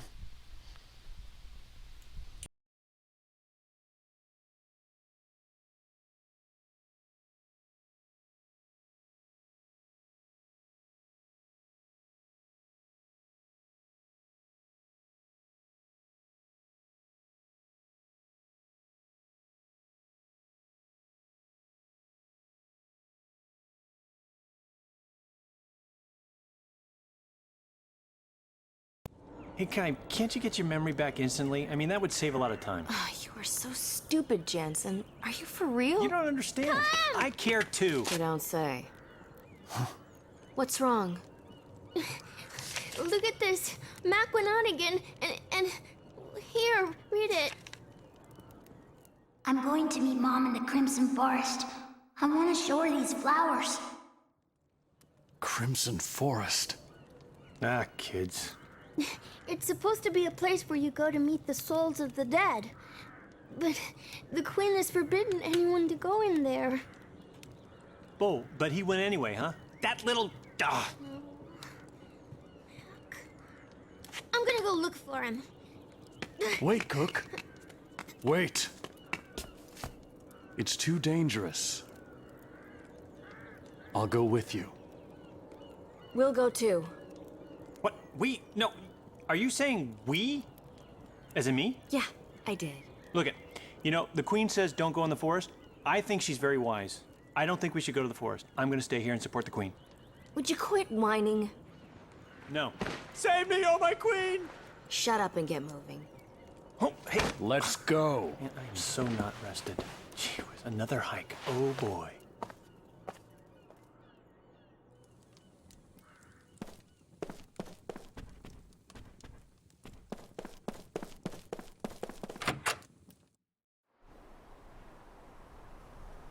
The Crimson Forest is in the mountains to the west. We better hurry. There are monsters showing up outside of town.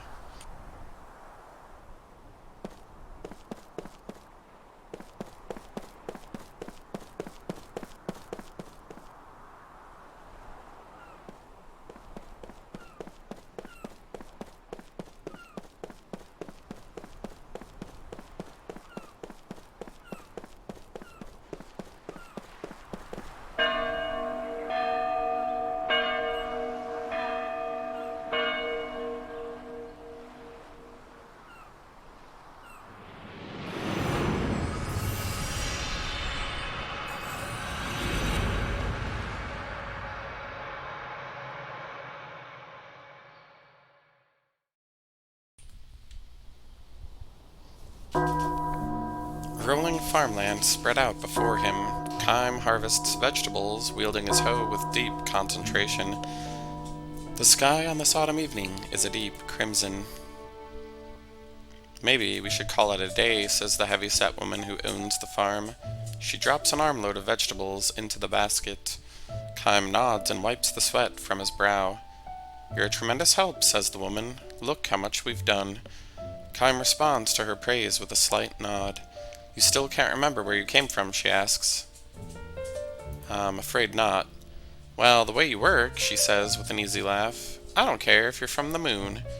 Seriously, Kime, what will you do when the harvest ends? I don't know yet, I haven't made up my mind. There's plenty of work to do here even in winter, she says. It'll be fine with me if you wanted to stay on a little longer. Thanks, says Kime. She herself is a hard worker and a warm human being. This is not a life that allows for luxury, but going out to the fields at dawn every day and ending work as the sun goes down softens the heart, even as it toughens the body. As they prepare to leave the field, a small bell begins to ring. The hour is still somewhat early for the church's evening bell. Kime glances down to the road at the base of the hill. A funeral procession advances slowly along the road, the mourners surrounding a horse cart bearing a coffin. The woman sets her hoe on the ground, removes her headscarf, and clasps her hands together. Kime scans the hills to find that all the other workers on the surrounding farms are doing the same thing, clasping their hands, bowing their heads, and closing their eyes in the direction of the passing funeral. Kime follows their example. The old man leading the funeral procession swings the little bell. Its ringing echoes among the hills. The mourners pass in silence, the women in black veils, the men in black coats with their heads bowed, the children in the rear elbow each other perfectly. The children in the rear elbow each other playfully, unaware of the meaning of death. When the funeral has passed, the woman raises her head and blinks her moistened eyes. The one who passed away is going home, she says. Home, Kime asks, somewhat startled. Home to the soil, to the sky, to the sea, like all living things. Kime nods in silent recognition. How many deaths has he seen in this endlessly long life of his? All those people leave this world of ours, and we never see them again. In that sense, death is an infinitely sad event. If, however, we think that in dying they go back to their homes somewhere, a certain comfort and even joy comes to mingle with the sadness. But Kime, who can never grow old or die, can never go home. The woman scoops up a handful of earth and says with deep feeling, Many lives have become a part of the soil. The lives of tiny living beings we cannot see, the lives of withered grass. If you think about it that way, our vegetables are made for us by the lives of others. I see. Can I ask you a favor, Kime? Of course. If I should die while you're working here, would you scatter some of my ashes on the field? A handful would do.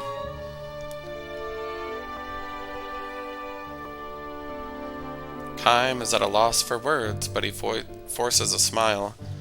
Husband dead, children on their own, the woman lives by herself on the farm. Kime knows that if he goes on working here, like it or not, he will eventually have to watch over the woman's deathbed, even if she were to die 100 years or 200 from now. The church bell rings, signaling the end of the workday. The woman clasps her hands before her as she did when the funeral had passed. I've been allowed to come safely through for one more day. For this I give my thanks. May tomorrow be another healthy day for me. Her voice in prayer resounds forcefully in Kime's breast. This happens every time he hears the church's evening bell. The conviction overtakes him that he does not belong here. Ma'am, he says to the woman after the last chime resounds. Yes? Wouldn't you say that people give thanks for each safe day and pray for good fortune in the days to come, because they know their lives will end? What's wrong, Kime? I'll be leaving the village when the harvest is over. Why all of a sudden? What happened? I have no right to be here, he says. Ignoring her stupefaction, Kime lifts the vegetable basket in both arms. He takes another good long look at the setting sun. Where will you go, Kime, if you leave here? I don't know. Somewhere. Are you just going to keep wandering like this? I don't have any place to go home to, says Kime. Hoisting the basket onto his shoulder, he starts down the hill. His back glows red in the setting sun.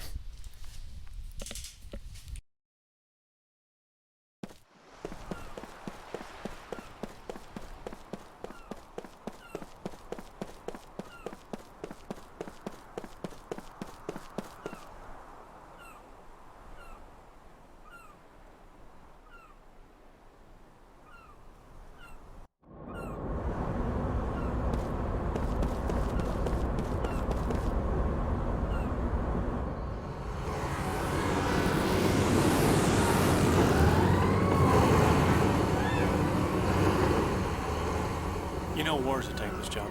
Apparently not.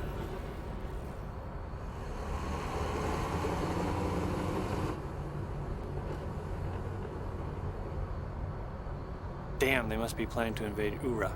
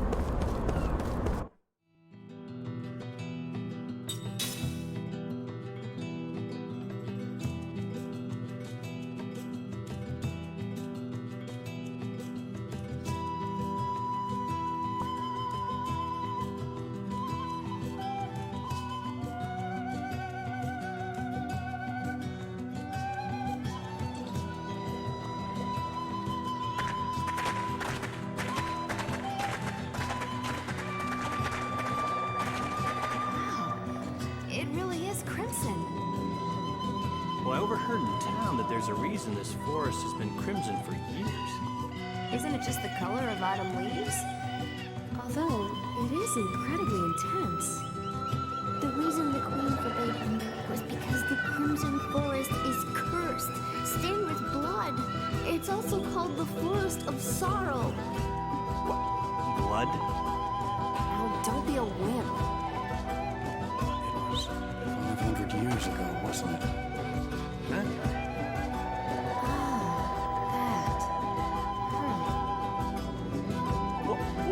What? Tell me. 500 years ago, a country to the east invaded Numara. This forest is now crimson, the color of the blood from those who fell in that battle. Who knows how many thousands of forgotten soldiers lie beneath the soil, staining this forest red for eternity.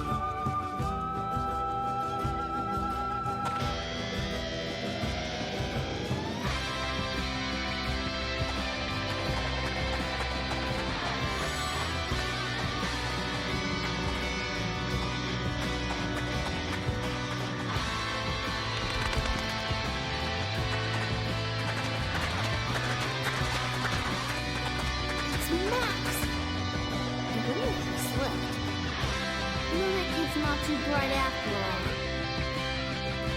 Mike must be ahead of us. Let's go.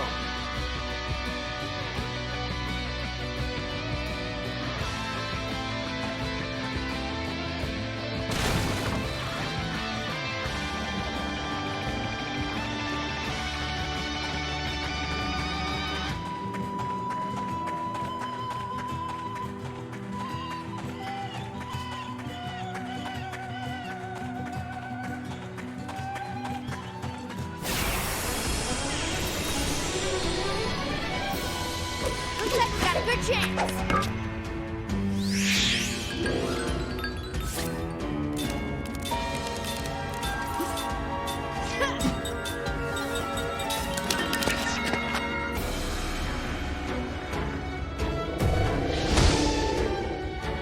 All of you, die!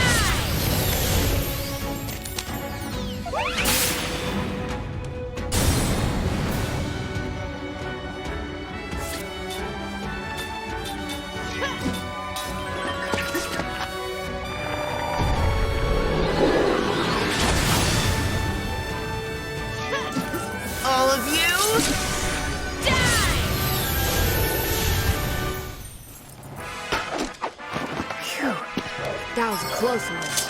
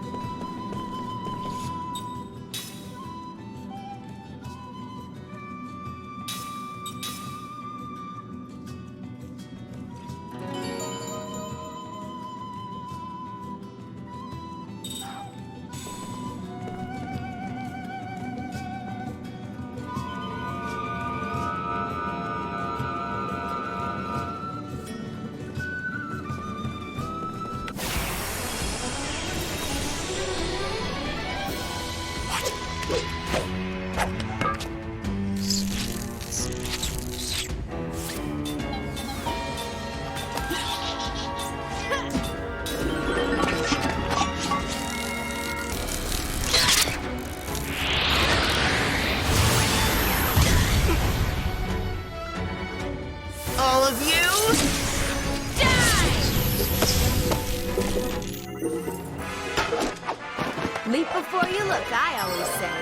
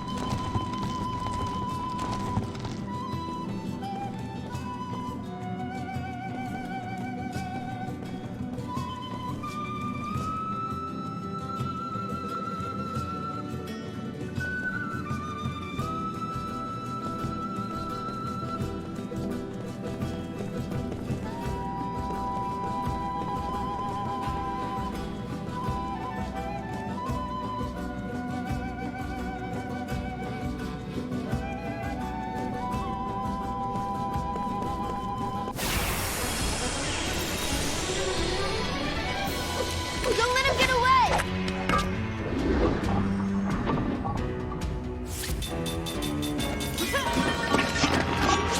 All of you, die!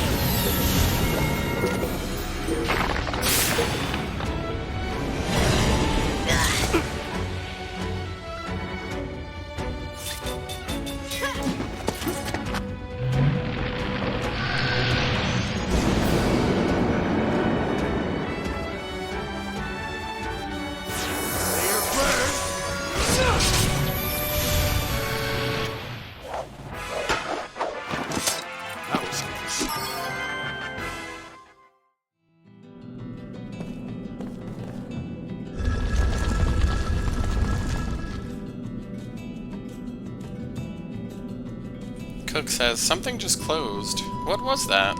Is this some kind of spirit magic?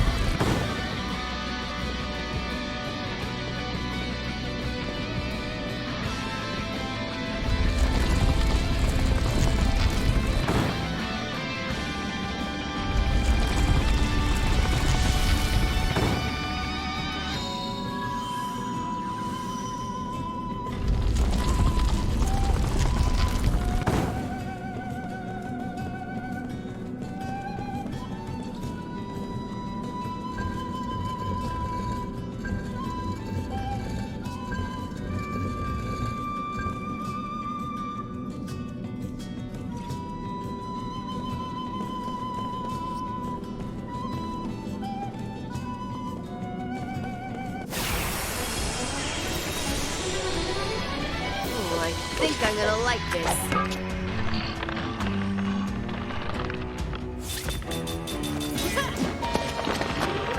All of you, die!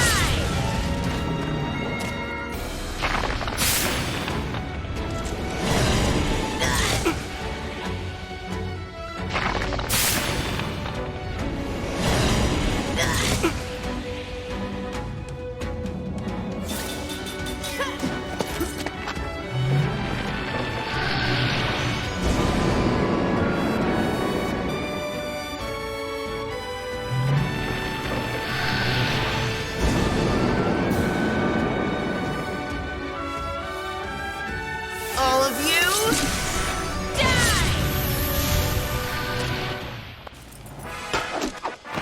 It's not in my nature to lose.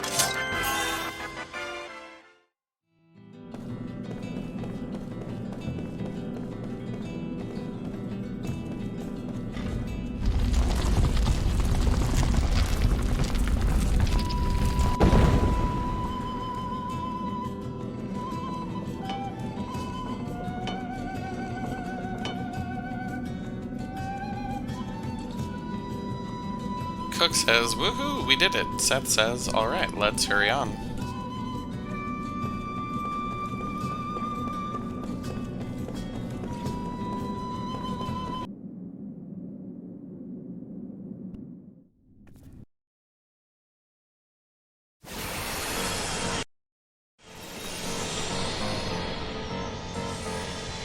Let's take him now.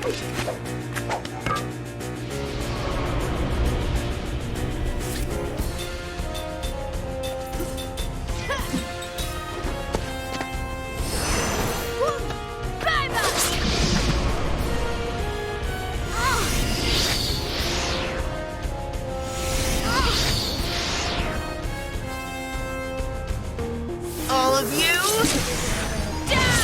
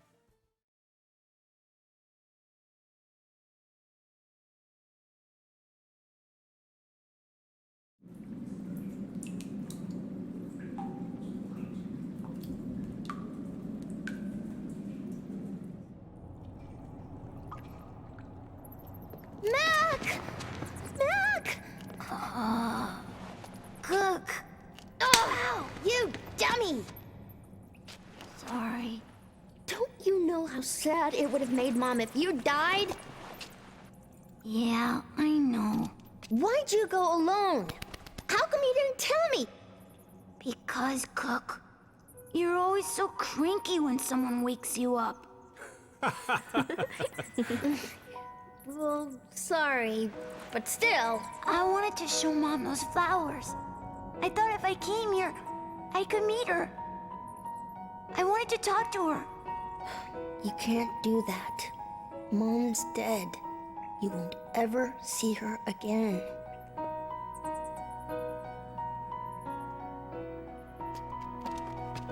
Tell me, Kyle, when someone dies, what happens to their soul? Do you know? You lived a long time. Haven't you ever seen anything? No, I haven't. When people die, they just go away. If there's any place a soul would go, it's in your memories. People you remember are with you forever. Lyrum will continue to live on in our memories. And that's a good thing, right? Yeah. Let's return these flowers to where they belong. Oh, man, what is it this time? I don't know. It feels different than the spirit that attacked Mac. Well, not to me. The other one felt evil. This is different. It's warm, tender. It's almost tranquil. Right. Ow. You two, get back! Come here.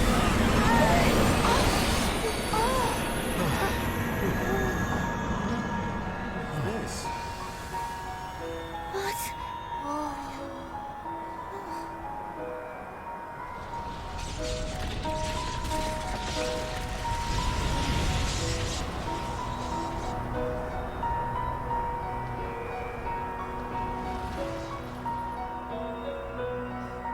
Flowers. What is this?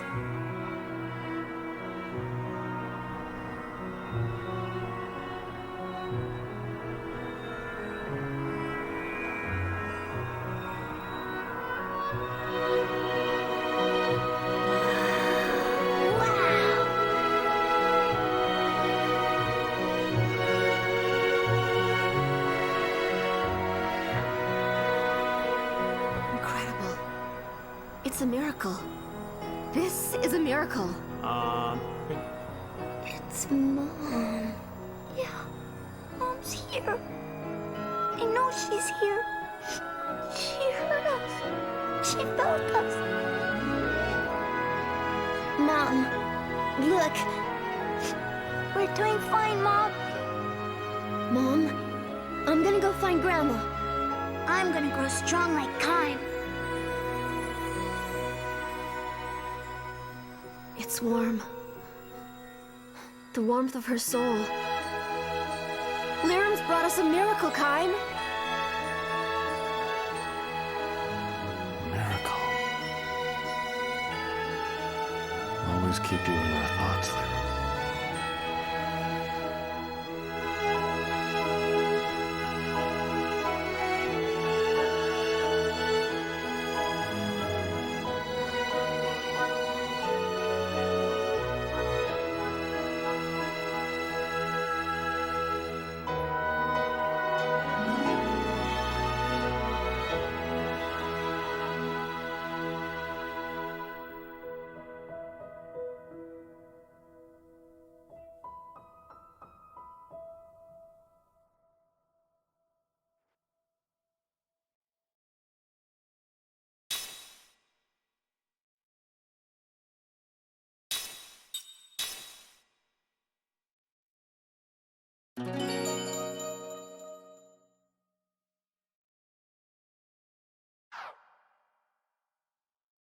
Alright, this looks like a good place to stop.